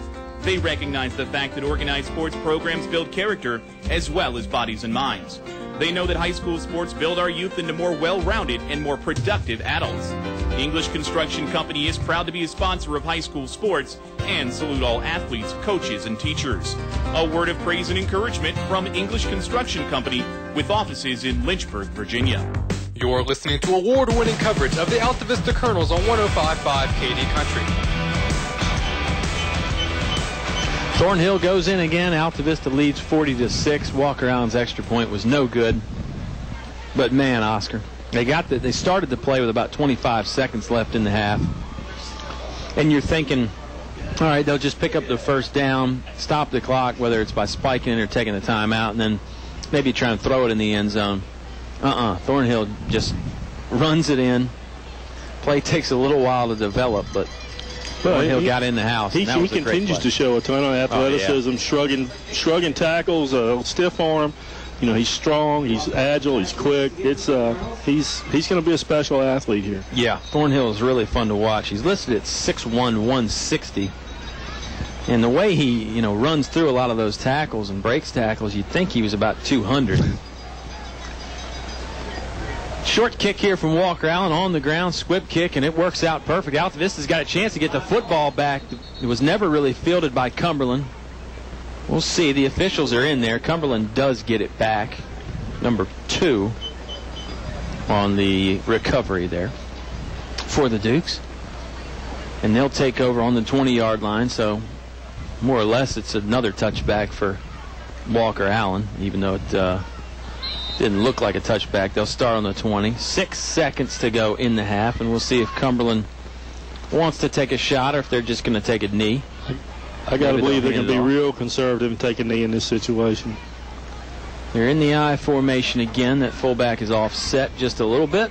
Altavista's got a bunch of guys back deep, and Bryant Wimbush, the quarterback for the Dukes, does take a knee. That will end the first half. Altavista, it's been all Colonels since that opening Dukes touchdown. Altavista scored 40 unanswered. That's where we stand, 40-6. Subway halftime show up next on 105.5 KD Country. Altavista Colonels football is supported by El Cazador, the people who brought the first Mexican food to the area 12 years ago, and they're still going strong 7 days a week. You are invited to come by before or after the game for Mexican or American food, all reasonably priced with great service. Find out why people keep coming back to El Cazador Mexican Restaurant, Main Street in Altavista. Try one of their daily lunch specials priced under $4. El Cazador Mexican Restaurant thanks you for your loyalty and your business. Don't forget the young Elvis returns to the El Cazador Altavista, Tuesday, September 25th. Accidents happen. When your windshield is chipped, come to Apple Auto Glass, 2429 Ford Avenue. They'll repair your chip for $39.95. In shop, only $39.95. Apple Auto Glass and Mirrors, 2429 Ford Avenue, Lynchburg. Give them a call at 846-2753, 846-2753. That's 846-2753. Apple Auto Glass, proud sponsor of Altavista Sports. Football is a tradition, and so is Apple Auto Glass. Go Colonels. Hey football fans, good news from Altavista area Apple Markets. Check out in-store specials like Red Bull 2 for $3.33 in the 8-ounce size and a case of Coca-Cola for only $5.99. Grab a box of delicious fried chicken at Riverside or Main Street Apple Market locations. 16-piece size just $16.99 and 24 pieces $24.99. Apple Markets have great tasting chicken tenders too. Apple Market convenience stores at Gateway, Riverside, and Main Street in Altavista. You're listening to award-winning coverage of the Altavista Colonels on 105.5 KD Country. Subway halftime show has the Colonels up 40-6. 105.5 KD Country, and Oscar, it was a fun first half for the Colonel fans. Yeah, it was, and we talked earlier. Cumberland scored on that after that interception. Took them 2 plays to get it in after the long return on the interception. And we wondered how the Colonels, if there was any layover effect from last weekend. Obviously there wasn't. They responded with 40 unanswered points. Yeah, it was really impressive. You know, you get the early interception there. It bounced off somebody's helmet, so I don't want to call it a fluke play. I don't want to take anything away from the Dukes there because they had a nice return, but it's one of those plays where you can kind of not worry about it as much, and maybe that helped Altavista. I mean, Thornhill just things he did in the first half and the things he has done all year, pretty special, pretty impressive. 4 rushing touchdowns in that half. Threw another one to Michi Mall back there, a long one, that long pass play. Had another long pass play to Demetrius Johnson. I mean, it's hard to really find fault with what Thornhill's doing here in the first half. Yeah, it really is. And, you know, Michi was 5 for 9 and 1 interception and right at 94 yards passing. So, nice performance by Juan in the first half.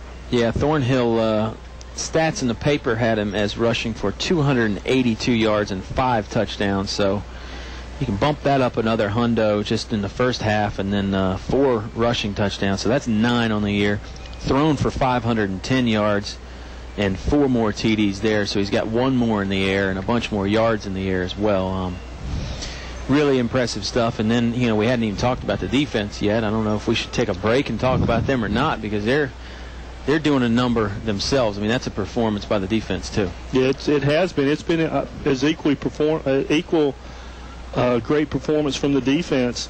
I'm trying to look now real quick from a stat perspective and see how many 3-and-outs they had. A bunch. I believe Cumberland only had the 1 first down. They maybe got another first down on penalties. I don't know, but they had the 1 long running play, the fullback dive there. Dowdy carried it for about 14 yards. But other than that, I mean, Altavista's just been as stingy as they come. I think just the 1 first down for Cumberland. Well, the 3-and-outs compounded by the miffed snap. Yes. That put the ball at the Cumberland 9-yard line. The Colonels punched it in immediately. So special teams have played a factor here as well. Yeah, special teams have played a factor. That was Destin Brown on that touchdown for Altavista. He's got the other touchdown. Thornhill 4 rushing, Brown 1 rushing, and then Thornhill to Mall back on the pass play. Dion Booker had the touchdown on the other side for the Dukes. And that's where we stand, 40-6. Subway halftime show. Subway, eat healthy, eat fresh. And we'll take another time out, give us a chance to eat some more cookies provided by Subway here. Eat healthy. Well, I mean, you can have some cookies every now and then, too. And that's the great thing about Subway. A little bit of this, a little bit of that. So we'll take a time out here. Colonel's up big, 40-6. Subway halftime show, 105.5 KD Country. I'm Todd Hall, president of First National Bank. For over 100 years, we have proudly served our customers in Central Virginia, and we're excited about continuing to provide financial solutions into the future. At First National Bank, our focus is on you, the customer, and delivering a very high level of service is our top priority. In fact, our employees are empowered to make decisions that provide you an extraordinary customer experience. So stop in one of our 8 local branches and give us a try. First National Bank, member FDIC, equal housing lender. In the past century, our community has grown, and Finch & Finch Funeral and Cremation Service has grown too, alongside the families they've known for so long. Finch & Finch is proud to have served you over 100 years. A family business, Finch & Finch Funeral and Cremation Service, dedicated to your service. Finch & Finch Funeral Homes. We're here because we care. You can buy paint from any old yahoo who knows nothing about paint in one of those big box stores.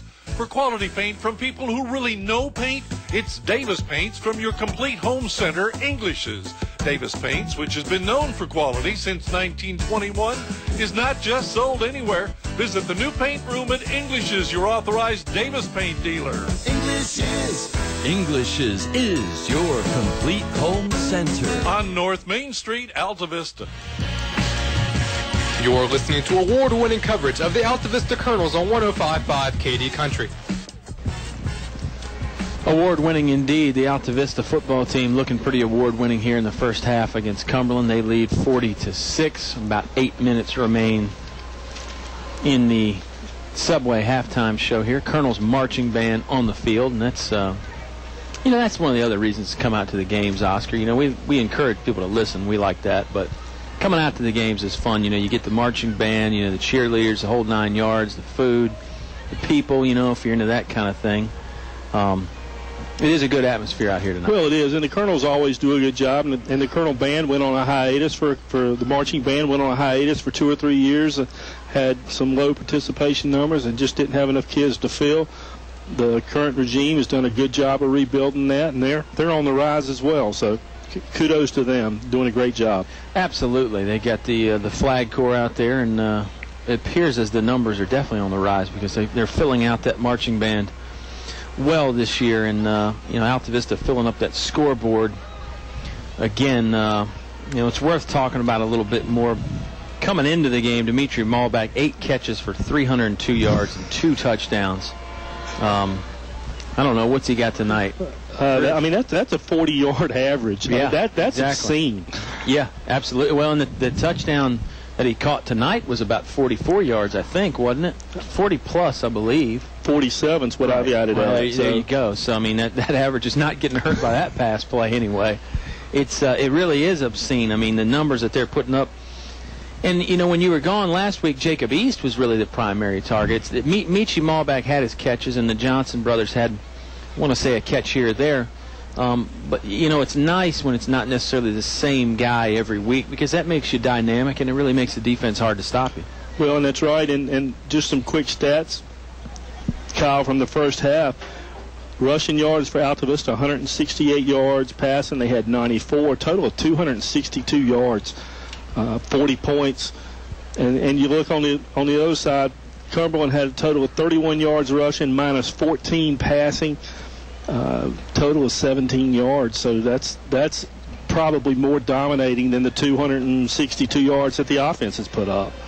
Yeah, it really is. Those are dominating numbers all the way around. The defense has done a wonderful job tonight. I think probably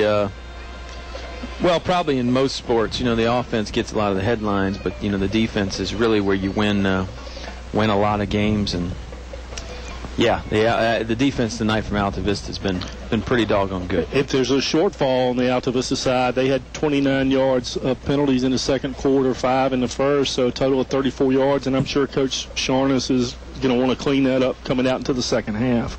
Definitely, and a bunch of them came there when they got the ball back late in the second quarter, so maybe some of that is you're trying to beat the clock to score. Who knows? But I think you're right, Coach Sharness, that's probably one of the things that he's going to talk about in the locker room there at halftime. We're going to talk about some more things on the Subway halftime show, but we're going to let our sponsors talk for just a little bit here. Altavista, they lead 40-6 on 105.5 KD Country.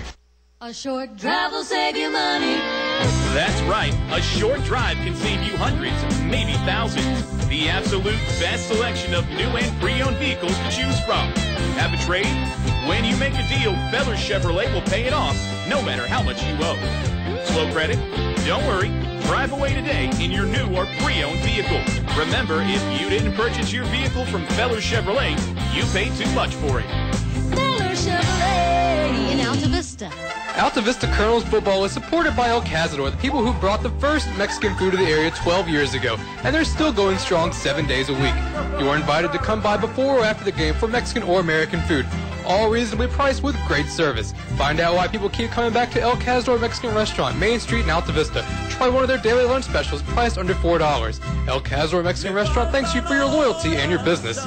Don't forget the young Elvis returns to the El Cazador Altavista, Tuesday, September 25th. English Construction Company has been in the building business since 1932, so it's only natural that they appreciate the building process. They recognize the fact that organized sports programs build character as well as bodies and minds.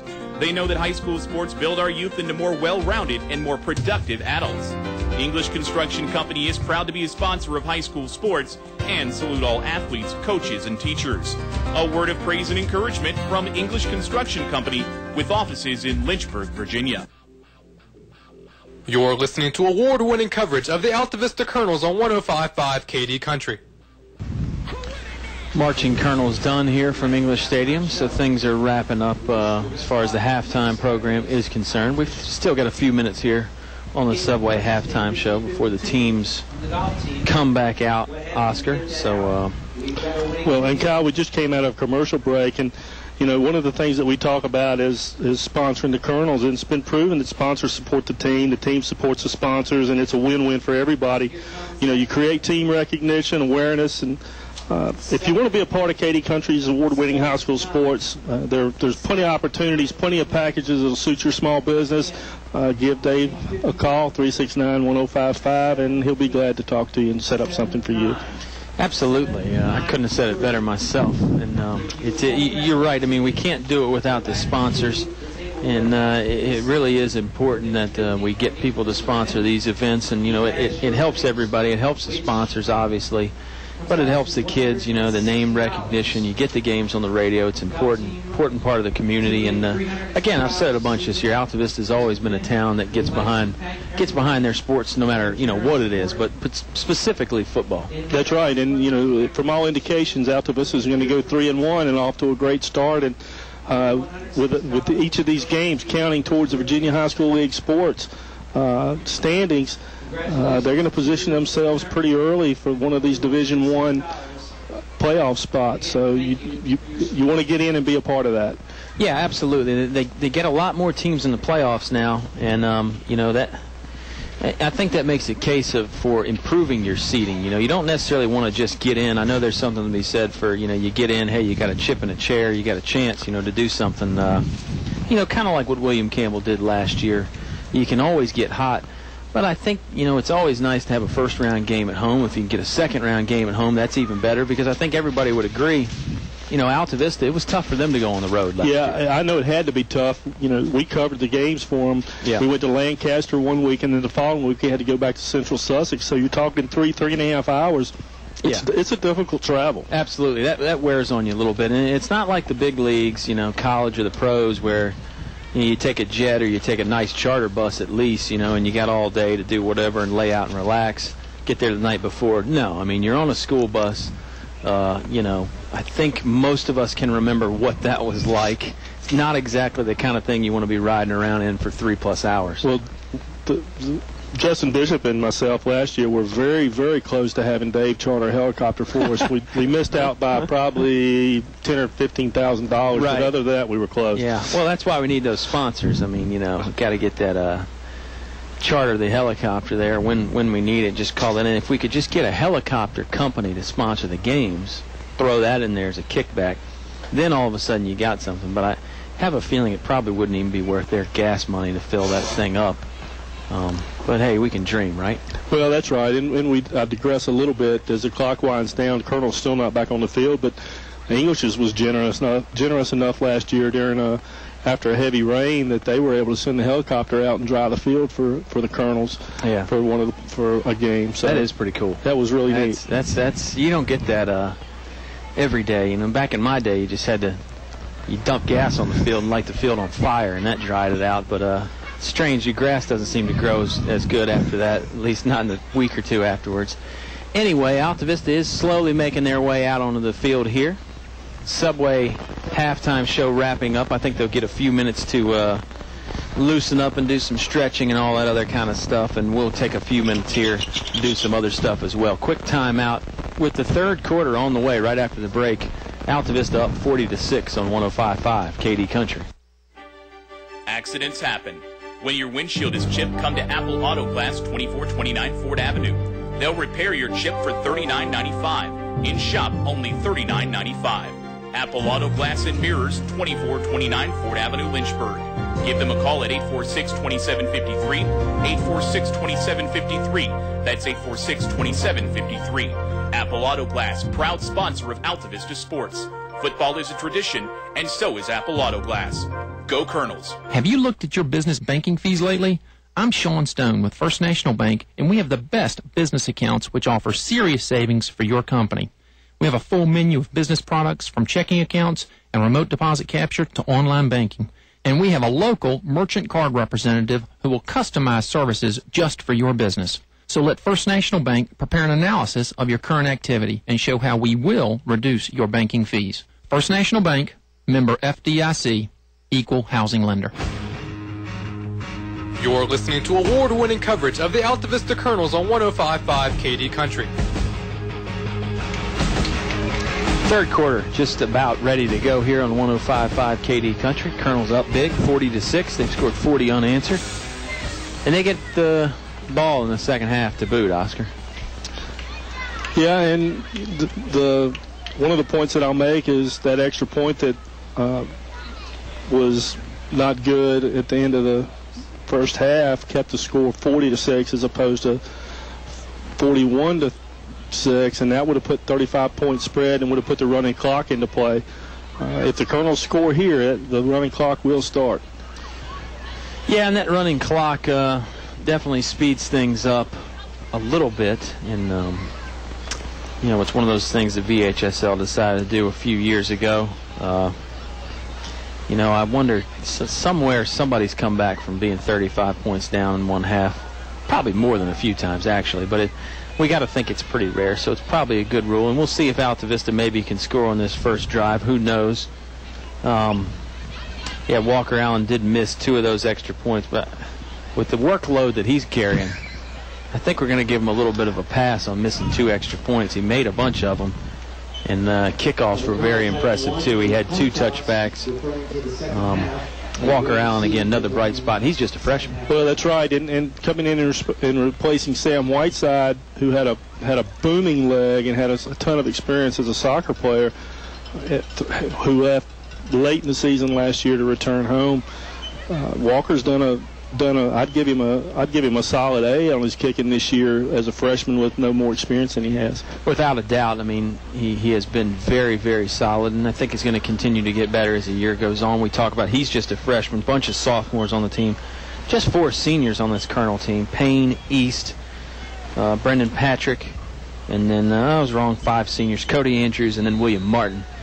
So just 5 seniors. I mean, normally on a football team, you're going to have at least double digits in the number of seniors. Here's a kickoff. Fielded at the 26-yard line. It's muffed, and I think Cumberland has come up with it. It was Dustin Brown trying to return it. Yeah, it was Dustin Brown, and he took his eye off the ball. He was looking upfield. Dustin Brown. Yep, and they're actually saying Altavista. No, they're saying Cumberland did recover it. So I said Altavista gets the ball back. No guarantee you're going to get the ball back on a kickoff, as Cumberland will take over on the 28-yard line of Altavista. So their best field position by far. Well, I take that back, too. They had better field position on the interception. But again, that's the second turnover for the Colonels. Yep. First one was the interception early in the game that led to a touchdown. Second one was here, so this is their second best field position of the night. See if they can capitalize on it. I formation again, tight end to the right. Handoff goes that way. That's number 8, Dowdy, bouncing around. He's got some yards. Got hit hard by Thornhill at the 20-yard line. Gained about 6. And Dowdy jumped up very quickly, but he had a little stagger in him when he jumped up. Well, Dowdy was pinballing around there for a while. The play initially went off the right side towards that tight end. He cut it back left. Thornhill met him there. Dowdy with a nice gain. They actually say it's going to be about an 8-yard gain. 2nd and 2. Big hit by Thornhill. Looks like Dowdy has come out of the game. Take a little breather after that one. Cumberland ready to go. Left hash mark, road, white jerseys. Quick hitter to the fullback. First man through. He got the first down, a little bit more. They're on about the 15 now. Let's see who that was. They're going to call it a 4-yard gain and put it at the 16-yard line. And I could not tell who the running back was. Well, that fullback dive that they've run, Oscar, it happens so quick. A lot of times it is hard to tell who it was. And sometimes it's hard to tell who gets the ball because Wimbush, the quarterback, does do a good job of carrying out the fake afterwards. I formation again, tight end to the right again. There's the handoff to the tailback. That's Ford. Ford's got some yards. He's on the 2, the 1, the touchdown. Wow, Ford got to that goal line in a hurry there. And another touchdown for Cumberland. T.J. Ford on the carry and the touchdown. 16-yard score. 10:47 to go. They cut into that lead. 40-12 now. Altavista leads. So Cumberland has scored first in both halves. We'll see if this second half ends up being all Altavista after the fact or not. Cumberland's going to go for 2. High formation again. Ford is the tailback. Kevon Jones is the fullback. Wimbush under center. Tight ends to his left this time. Wimbush going to roll out. He keeps it on the bootleg. Looking to throw. Got a man there. Pass broken up. Colonel defender, I believe, was Timron Brown on the coverage there, getting a hand in, so it's no good. 40-12, Cumberland scores first in the third quarter here. We'll take a timeout with Altavista. Still up big on 105.5 KD Country. In the past century, our community has grown, and Finch & Finch Funeral and Cremation Service has grown too, alongside the families they've known for so long. Finch & Finch is proud to have served you over 100 years. A family business, Finch & Finch Funeral and Cremation Service, dedicated to your service. Finch & Finch Funeral Homes. We're here because we care.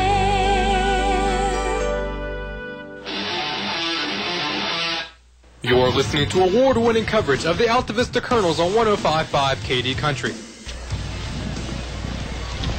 40-12, Altavista still leads comfortably. Cumberland gets the score there to open up the third quarter. Really a mirror image of the first quarter, Oscar. Altavista turns it over.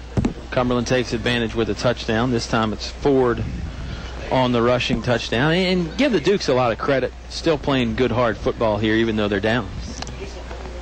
Yeah, and like you said, mirrored the first half. The way it started, took them 3 plays, 28 yards, a minute and 11 seconds. They scored with 10:47 remaining in the quarter, and in the first quarter it was like 9:42, so mirror image. Short kickoff again. Altavista will field it this time. I believe that's East. It's either East or Hawkins. He caught it, went down wisely, didn't have any blockers. 33-yard line. And it was Jacob Hawkins. Caught it on about the left far side numbers there. So that's where Altavista will take over on the 34-yard line. And nice hands by Jacob on that play. That ball was spinning. He jumped up and caught it overhead. Both hands, again, nice job. Hawkins will check out. We've seen him carry the ball quite a few times tonight. Seen him on defense as well. And really, with Altavista's roster, not a whole bunch of guys. You're really going to see almost everybody on any given night. Shotgun formation here. Thornhill's going to give it to Brown. Brown's gaining some yards up the middle. He's hit hard. And ball came out, but it was already after Brown was down. He'll get about 5 on the halfback trap there.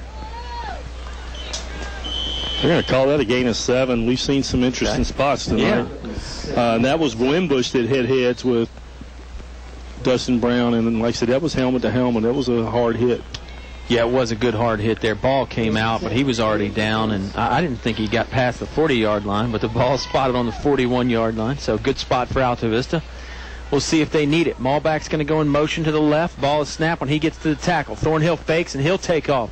Juan had some room. He got the first down. He got brought down after that by number 55, Justin Coleman. Coleman's been in on a lot of stops for Cumberland. So it's a first down for Altavista. 5 or 6 yard gain. They're going to spot this ball on the right hash mark, 46-yard line of Altavista. You know, that looks like they're answering the bell as they did in the first half, in the first quarter, when Cumberland got ahead of them on 6-0, and looks like the Colonels are showing some resolve here. They want to get that ball back in the end zone. No doubt about that. Sometimes all you need is somebody to provide you a little bit of incentive. Maybe Cumberland has done that. 3 wide receivers split way out up top for Thornhill. He'll take off up the middle. He's got room. 45-yard line. He's across the 40 now, and he'll get it all the way down to the 36-yard line. Keeper by Juan Thornhill. Good-looking play. Altavista split a bunch of guys out there with the 3 wide receivers way up top. Just really cleared Juan Thornhill some room up the middle, and a great game. Nice stop downfield back, and Jacob East had a block, and if he could have sprung, it would have been another 6 for Juan. Thornhill doesn't need a lot of room. When he gets an inch, he more often than not takes a whole lot more than that. Sometimes the whole mile. Altavista, no huddle offense. 2 receivers on each side. They've been in the shotgun 99% of the time here tonight. They went under center a few times. Option play. Thornhill pitches to Malback. The pitch was low. Malback had no choice but to go down and fall on it. And it'll go down as a loss of 6 here for the Colonels. Malback came around in that deep motion. They faked to Brown. And then it was Thornhill and Malbeck running that option play to the left. But the pitch just was not on target, so it ends up being a big loss of yards. Yeah, they're going to mark it as a 7-yard loss, bring up 2nd and 17. Let's see what Altavista has in store here. Right in the middle of the field, 44-yard line. Press coverage on the outside for Cumberland. Thornhill's going to run it. He's got some room up the middle. Now he's going to go right sideline. Stiff arms one guy, carries him with him for about 5 yards. Cumberland defender just would not let go, but Juan just kept the legs churning and just brought him along for the ride. 14-yard gain by Juan. And not only was he stiff-arming people, but he was tiptoeing down the sideline as he did it. Yeah, Juan, the ultimate multitasker there. He managed to stay in bounds and just carry that defender for a good 5 or 6 yards. Give Cumberland a lot of credit for hanging on there. But it's got to be disheartening when you're a defender and you can't bring a guy down like that. 3rd and 3, 3rd and 2 here for Altavista. Shotgun formation, pass play. The blocking was decent. Now Thornhill's going to scramble. He's going to throw it. He's got a man open. That's Jacob East. Touchdown. He just lobbed it up. Juan got close to that line of scrimmage. Don't know if he went over or not. Don't see any flags down. No, boy, the back judges, the umpire is really looking at it as he was very close to the line of scrimmage, and he sat there and he looked to the sideline. Yep. You're right. He looked at the stick and the marker, and I'll tell you, Juan was close. Juan Thornhill really does a great job of getting himself some room and not giving up on the pass. He still throws it deep to Jacob East for the touchdown. It'll go in the books as about a 30-yard touchdown. Extra point on the way. Cumberland may have jumped. No flags yet. Kick is up and good for Walker Allen. So a great pass play. 2nd passing touchdown of the night for Thornhill. This time he hooks up with Jacob East. Makes it a 47-12 ball game. 8 minutes remain here in the 3rd quarter on 105.5 KD Country. You can buy paint from any old yahoo who knows nothing about paint in one of those big box stores. For quality paint from people who really know paint, it's Davis Paints from your complete home center, English's. Davis Paints, which has been known for quality since 1921, is not just sold anywhere. Visit the new paint room at English's, your authorized Davis Paint dealer. English's is your complete home center. On North Main Street, Altavista. You're listening to award-winning coverage of the Altavista Colonels on 105.5 KD Country. Colonels answer the bell again, Oscar, 47-12. This time it's a passing touchdown. Thornhill to East. And, man, Thornhill, he made some great running plays there. And then on that one, looked like he had some protection. He stepped up in the pocket, almost stepped across that line of scrimmage. Throws a nice floating pass to Jacob East, who was running wide open. East caught it on about the 1 and then just walked it in the rest of the way for the touchdown. And nice drive, 66 yards. Yeah, another nice scoring drive again for the Colonels. Walker Allen, his kick was good that time, and he's on to kick off again. A little inconsistent, but like you said, he's got to be tired. He's got to be. I mean, as a kicker, you figure, okay, I'm going to get my 3 or 4 kickoffs, then I'll kick 3 or 4 extra points and call it a night. No, not tonight, Walker Allen. Kickoff is a deep one by Allen, but a good return for Cumberland. They get it all the way out to the 33-yard line. 32-yard line. 1st and 10 for the Dukes. Running clock now in effect as Altavista has that necessary 35-point margin, 47-12. Thornhill's got 2 passing touchdowns now to go along with his 4 rushing touchdowns, and maybe they'll give him the rest of the night off. We'll see. Still out there on defense. Never know what Coach Sharness will elect to do on offense. We'll have to wait and see. I formation. Now they got a man in motion. They give it to the first guy through. That's the fullback. Good rushing play there, and it's going to be a gain of about 5. And number 12, Cody Andrews, in on the stop. They call that a gain of 5, and we talked about we weren't sure what Coach Sharness was going to do. It looked like early before the half, and that turnover looked like we might see a different quarterback. But it'll be interesting to see what Coach Sharness does. Yeah, and sometimes it just depends on what's going on with the game, and maybe this drive will have some bearing on Coach Sharness's decision. Jones goes up the middle, right guard again, gains a few yards, going to make it a 3rd and 2, 3rd and a long one maybe. 6:42 remains in the third quarter. Cumberland has gone exclusively from that I formation after their first 3 or 4 possessions, Oscar. They were in the shotgun spread. Handoff goes to the tailback. He got close to the first down marker before he's met by Altavista. They're going to have to take a look at this spot. We'll see where the official marks it. It was Ford on the carry to the right side. He got close to the first down marker.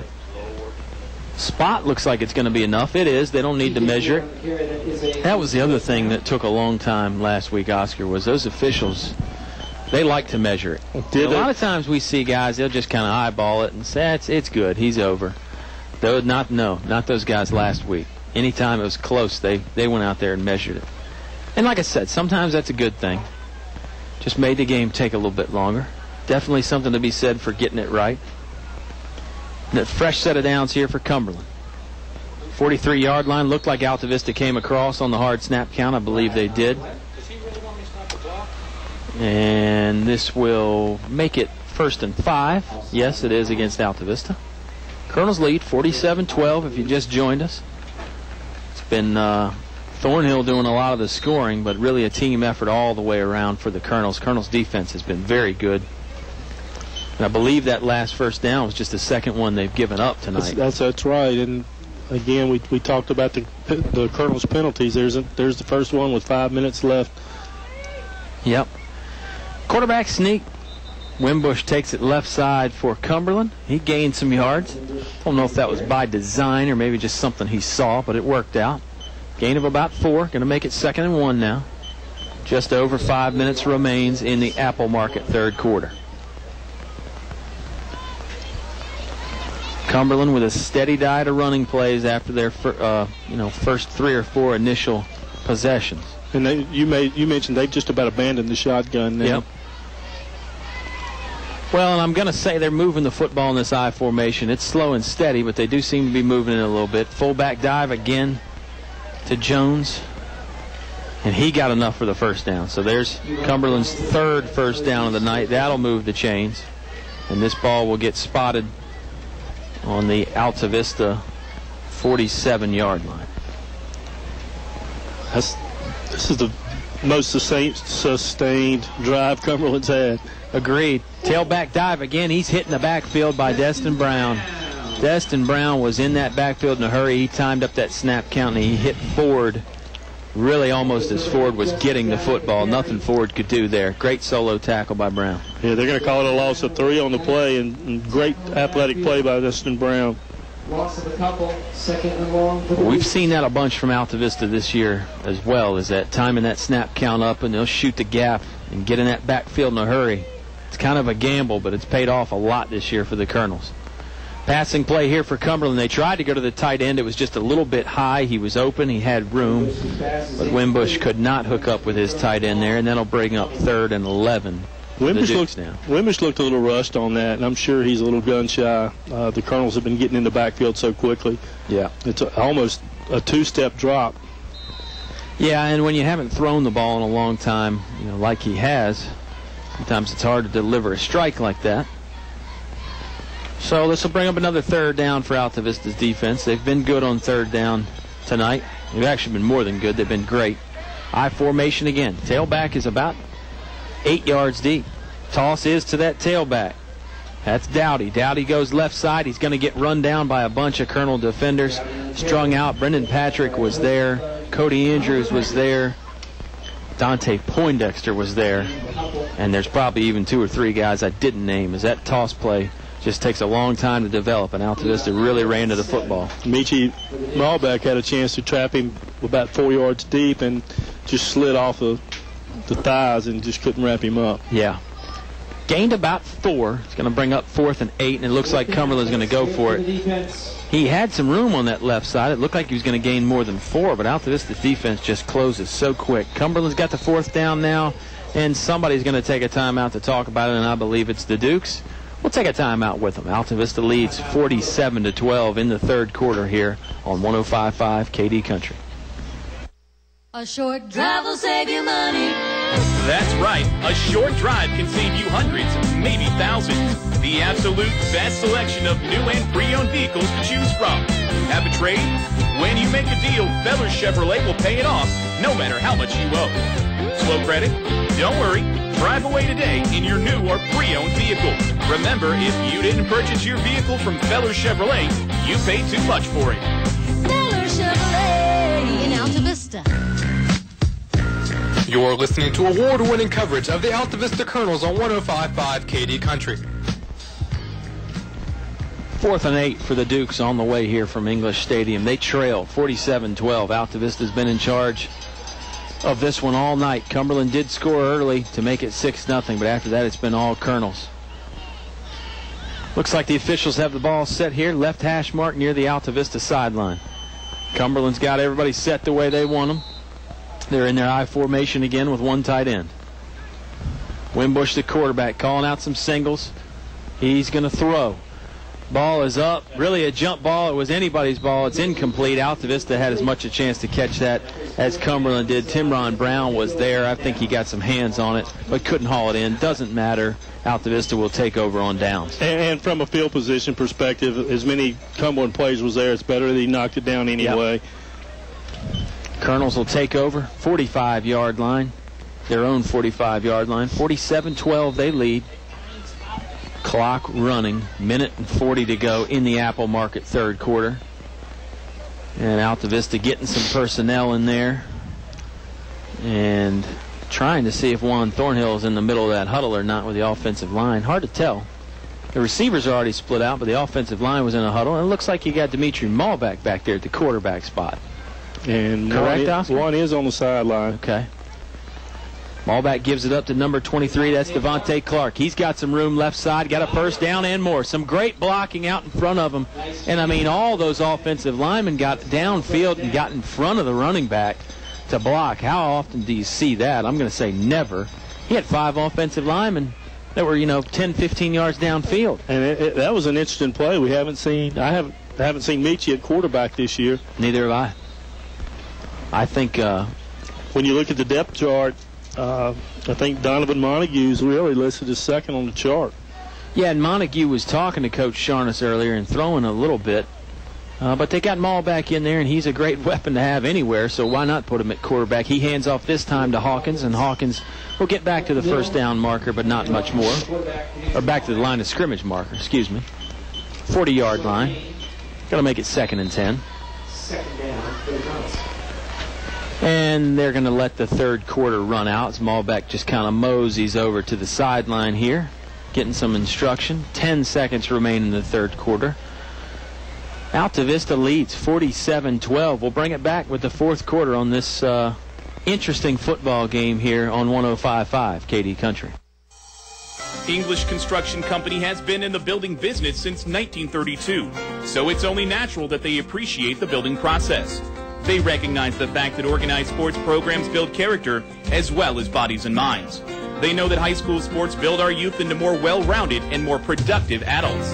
English Construction Company is proud to be a sponsor of high school sports and salute all athletes, coaches, and teachers. A word of praise and encouragement from English Construction Company with offices in Lynchburg, Virginia. You're listening to award-winning coverage of the Altavista Colonels on 105.5 KD Country. 50 years of high school sports coverage on 105.5 KD Country. And the Altavista Colonels will have a 2nd and 10 on the way here after this break for the quarter. Apple Market fourth quarter underway. Oscar, go ahead. Sorry about that, Kyle. And just some quick stats on that quarter. 41 yards for rushing for Altavista, 30 through the air for a total of 71. Cumberland 46 on the ground, none passing, total of 46 yards. So Cumberland's offense started to pick up a little bit. And anytime you get into that running clock situation, the stats are greatly diminished. Absolutely. Give Cumberland a lot of credit. They scored first in that third quarter. They took advantage of the muffed kickoff return there from Altavista. Malbeck back in the quarterback spot. Looked like a quarterback draw, never really got going. Cumberland was in the backfield in a hurry. And he's going to end up losing a yard or two. That'll make it 3rd and 11 now. So, Dimitri definitely not the tallest quarterback you're ever going to see. Listed at 5'7", but who says you have to be tall to play a good quarterback, especially when you can run like Michi can? That's exactly right. If he gets a seam, he can go quickly. Yep. Still in the quarterback spot. He's got Hawkins in the backfield with him. Hawkins kind of directing traffic initially there after the huddle. 3rd and 11. He'll fake it to Hawkins. Now he's going to go left side. Got some blocking outside. Tried the sideline. He tried to back up and reverse field, but he ended up tripping himself up. So he will only gain about 1. And now Altavista looks like they may have to punt for the second time tonight. You got a Cumberland player down on the field. Michi tried to hit the brakes and let him fly right by, but I think he ended up just tripping on his own feet. Yeah, and again, we talked about the dew factor, and this field can get a little bit slippery this time of year. Yeah, and I think with the pressure that Malbach had coming his way from the Dukes, he was going to have to make another one of his Houdini type of plays to get out of there. And you're at the point now. It's 47-12. You start district play next week. You got to wonder if Coach Sharn is starting to pull some of his players, because anytime you go to Gretna or Gretna comes here, you're going to get a physical game, and you want to have all your tools with you. Absolutely. You got to have everybody. You really got to have a full complement. You want everybody healthy. Speaking of the Hawks, we go there next week. They're up 21-14 right now in the 4th quarter. Appomattox up 37-6, and Dan River up 14-6. So just a few scores from around the district there. And we'll be on, of course, 6:30, 6:35 next week at Gretna. Should be a great atmosphere. Always is down there whenever you're playing the Hawks, or like you said, whenever they come here. And players still down for Cumberland. So we'll take a timeout here. 10 minutes and 54 seconds remain in this football game. Altavista up 47-12 on WKDE. Altavista Colonels football is supported by El Cazador, the people who brought the first Mexican food to the area 12 years ago, and they're still going strong 7 days a week. You are invited to come by before or after the game for Mexican or American food, all reasonably priced with great service. Find out why people keep coming back to El Cazador Mexican Restaurant, Main Street in Altavista. Try one of their daily lunch specials priced under $4. El Cazador Mexican Restaurant thanks you for your loyalty and your business. Don't forget the young Elvis returns to the El Cazador Altavista, Tuesday, September 25th. You're listening to award-winning coverage of the Altavista Colonels on 105.5 KD Country. 47-12. Colonels lead here at English Stadium. Second home game of the year for Altavista. They're going to remain perfect at home, barring some kind of unforeseen craziness in this one here, Oscar. They won against Randolph Henry, and remember that game against Randolph Henry was kind of the same way. A lot of scoring in the first quarter there. It seemed like the first quarter took forever tonight. That's because Altavista was in the end zone so much. Yeah, that's true. And the results coming out of Appomattox look like the Appomattox-Randolph Henry scores in the same kind of frame that the Colonels were. Of course, it's too early in the season to start making those type of comparisons, but it is interesting. Yeah, it definitely is interesting. I think most coaches would say you can't compare scores. You can't match scores. Well, you can. It just might not be the best indication of what's going to happen. Of course you can. You're going to. Punt formation here for Altavista, 4th and 11. Long snap is a little high and a little to the left, but it's pulled down by Andrews, and he gets off a low line drive kick. Being covered really well by the long snapper. That's McLeese, and he downed it on the one, or did he? It went in the end zone. They said he just barely carried it into the end zone with him. Man, Martin was down there as well. McLeese was really in hot pursuit, trying to down that thing on the 1 or the 2 yard line there. Actually, Thornhill was in on that play as well. Yeah. Well, Cumberland will take over on the 20 yard line, middle of the field. Good punt there from Andrews. It was almost a great punt if they could have downed it inside the 5 yard line, but still nothing wrong with it at all. Well, the thing that I liked about the play was the snap wasn't clean. He had a little bit of trouble with it, but he gauged the rush and was able to take his time and punt the ball down. Yep. I formation again for the Dukes. Handoff will go to the tailback. That's Ford. Ford going to get wrestled down again. Couple Colonels in on that one. I don't think he gained any. He may have lost one or two. Yeah, they're going to call it a loss of 2. Mark the ball at the 18-yard line. Loss of about 3. Good defense again for Altavista. I mean, they have really stopped that tailback lead, tailback dive play, whatever you want to call it. Bluestone hadn't had much success with it. Or, excuse me, Cumberland hasn't had much success with it. Wearing the same, they're wearing the same colors as Bluestone, but it's definitely not Bluestone. Wimbush was going to go on a quarterback keeper, but a flag came out. Looks like it was an illegal substitution from the Colonels. Michi was, as we get into this situation in the fourth quarter, some different personnel. Not quite sure the package that he wanted, that Coach Sharness wanted on the field. So yeah, you get 4 new players coming in now, and I've been on those sidelines in these times, Oscar. It's you know, one coach tells you you're going in, one coach says no, wait. One guy says, hey, if we score again, you're going in. You know, it's hey, you're in on special teams, but you're not in on defense. It's all kinds of craziness down there. So that's bound to happen in these kind of blowout games. 47-12, Altavista leads. Cumberland will pass. Wimbush, slant play over the middle. It's complete. Good-looking play there. He's at the 50, 45, down to the 40. So a big-time pass hook up there for Cumberland. Complete there, and you get a flag on the play along the line of scrimmage here. I'm really rooting for Cumberland. I hope it's not against them, but I'm afraid it might be. Illegal procedure. Yep. You're right. And that'll wipe out their best pass play, their best play of the day. And that was a nice play that he was able to get open in the seam down the middle, and he put the ball right on target. Yeah, definitely. Quarterback Bryant Wimbush there. Good 3-step drop, almost a 2-step drop like you were saying earlier. Throws a strike. Great pass route. Ended up being a big gain, but it's going to get wiped off because of the illegal procedure. So Cumberland will try again. 2nd and 13 now. And clock continues to run here. 9 minutes remain in this football game. Subway post-game show afterwards, and more great country music after that. Here come the Dukes. Pump fake, looking deep this time. Wimbush throws a nice spiral up in the air, and it's caught. Wow. Good-looking catch there by number 1, Devon Taylor. And he came down hard, caught it at about the 49-yard line, got hit hard. Here comes the Dukes coaching staff to check on him. And that was their best pass play of the game. That was their best pass play. And it was good coverage by the Colonels. He was just out-leapt and out-fought and pulled down the ball. But he was elevated, and he landed flat on his shoulders and his back. Yep. Yeah, and the pads aren't really going to help you out much there when you do that. I mean, he was 3 or 4 feet in the air, and then you come down square on your back with all your weight. That doesn't feel good.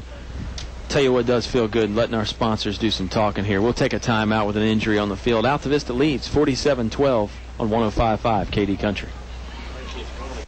The game is brought to you by these members of the Altavista Sports Club. Chef's Drive-In, serving hometown pride with 18 flavors of milkshakes. Comfort Inn in Altavista, outdoor pool and free hot breakfast with your stay. Steve's Florist, best quality at the best price for all occasions. El Cerrito Mexican Restaurant, authentic Mexican food, open 7 days a week. Aubrey Rosser, attorney at law, Main Street, Altavista. Piece of Pie Restaurant, Lower Broad Street, Altavista. Give peace a chance. China Walk Super Buffet, American and Chinese food with the newest item, crab. Perkins Twin Tire and Auto Service, your Michelin tire store. You're listening to award-winning coverage of the Altavista Colonels on 105.5 KD Country. Back here from English Stadium, Altavista Colonels in charge, 47-12. Long pass play, incompletion there from the Dukes, though. Wimbush to Taylor. Taylor comes out with the injury. And Cumberland ready to go again here. Official waiting for Taylor to get off the field. Now he lets him go. First down. Give us to the fullback again. He's going to gain 1 or 2 before he's brought down. Didn't quite make it to the 50-yard line. They'll spot it on the 49. No, they'll spot it on the 50 now. So they gave him about 3 yards there on the gain. Yeah, they did, and they spotted the reception at the 47, and it was much closer to the 50. So yeah. A little bit odd tonight with the ball spots. Evens out in the long run, maybe. That's what we'll say anyway. I think the officials have done a nice job. It's never an easy gig. even in a competitive game, much less one that there's a little bit of a point spread. That's right. But they do have the instant replay here. Right. Cumberland passing play again. Another slant. This one's just thrown a little bit behind the receiver. That was intended for number 5, Deion Booker. Booker was the guy that scored the touchdown way back in the first quarter. But that one's no good. The instant replay between Mr. Mundy and Mr. McCracken up here in the booth. Right. Pretty accurate. Yeah, I mean, that's the thing, you know.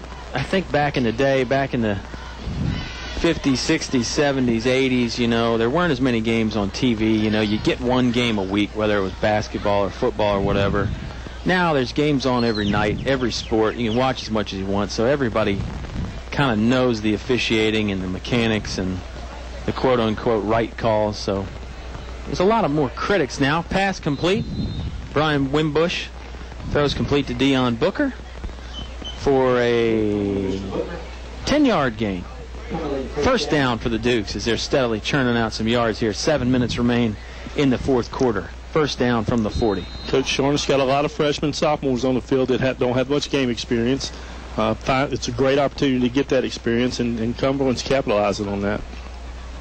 Yeah, you got to play, you know, some of your non-starters, some of your guys that don't play as much in these situations. Get them some experience. Like we said, you want to rest up your starters, especially with Gretna next week. Lead play here from Ford. Ford's got a first down and a little bit more. He's going down left sideline. He's going to get close to that end zone. He dove for it. He didn't get in. Man, good-looking running play there from Ford in the Dukes.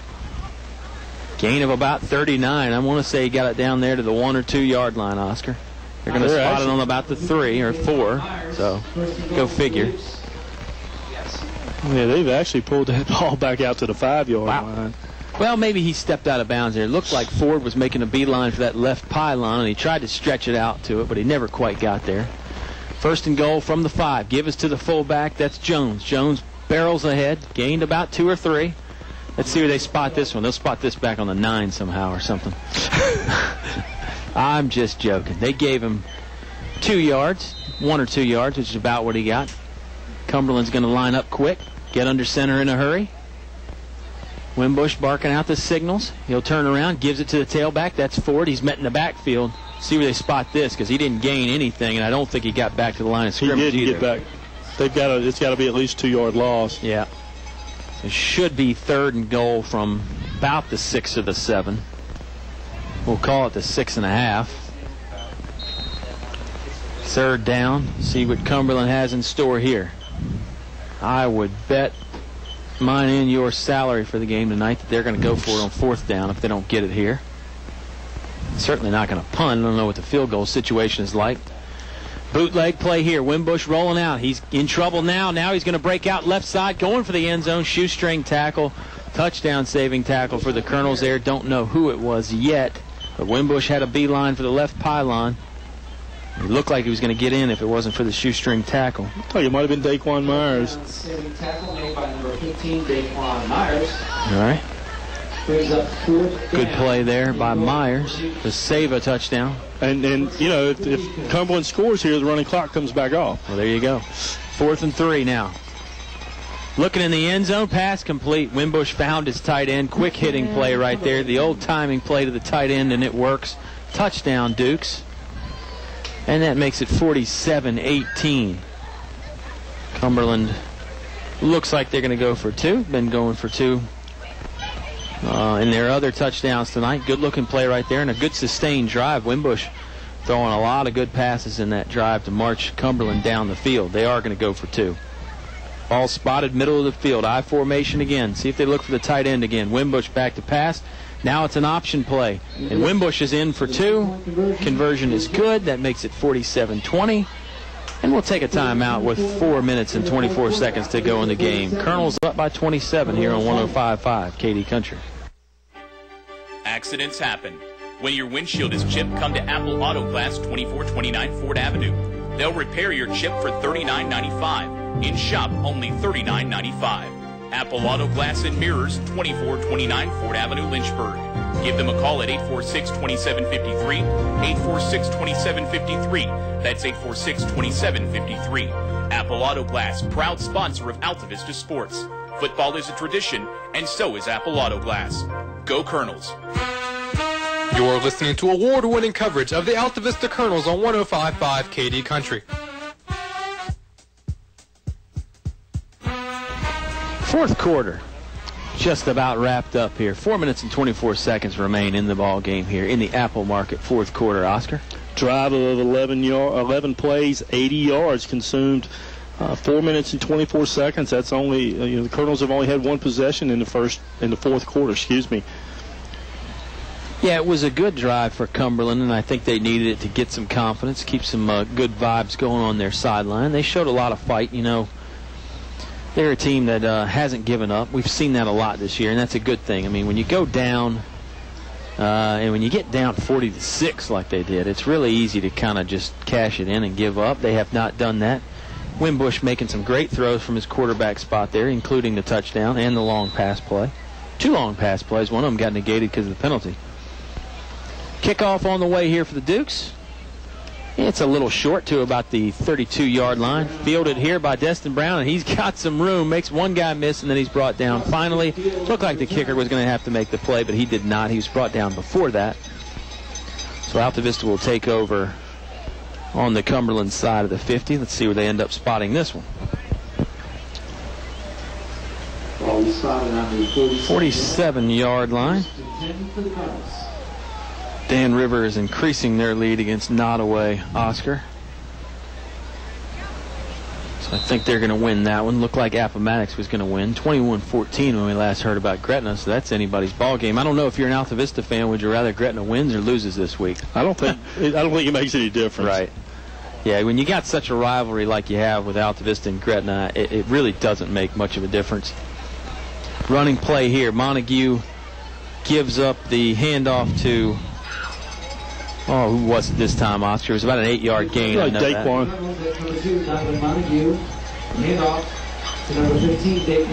Yeah, Myers on the carry there. You're right. And he gets it to about the 40. We'll call it a 7-yard gain. Montague and Myers in that backfield now. 2 receivers on each side for him. That's only the third play for scrimmage for the Colonels. Yeah, Malback was running the quarterback spot earlier. Now they turn it over to Montague, and he hands off to Myers again. Myers getting helped along by his lineman. Got stopped at the line of scrimmage, but really good driving of the legs there, and he ends up getting the first down. They get it to the 35-yard line. 3:38 to go in the game. 47-20. Colonels lead. Montague now going to try his hand running the ball. He's got a lot of room on the left side. Gets to the numbers and brought down. Gained about 6 or 7 there before he was finally dragged down by Deion Booker, number 5 for Cumberland. Going to mark it on about the 27, gain of 8. Of course, the clock does it. Should be continuing to run. Timeout on the field. Okay, timeout. Colonels will take one with them. 47-20, they lead. Fourth quarter almost wrapped up here on 105.5 KD Country. Hey football fans, good news from Altavista area Apple Markets. Check out in-store specials like Red Bull 2 for $3.33 in the 8-ounce size and a case of Coca-Cola for only $5.99. Grab a box of delicious fried chicken at Riverside or Main Street Apple Market locations. 16-piece size, just $16.99, and 24 pieces, $24.99. Apple Markets have great tasting chicken tenders, too. Apple Market convenience stores at Gateway, Riverside, and Main Street in Altavista. You're listening to award-winning coverage of the Altavista Colonels on 105.5 KD Country. 2nd and 2 on the way for Altavista. Montague with a nice run there, 8-yard gain. Altavista leads 47-20.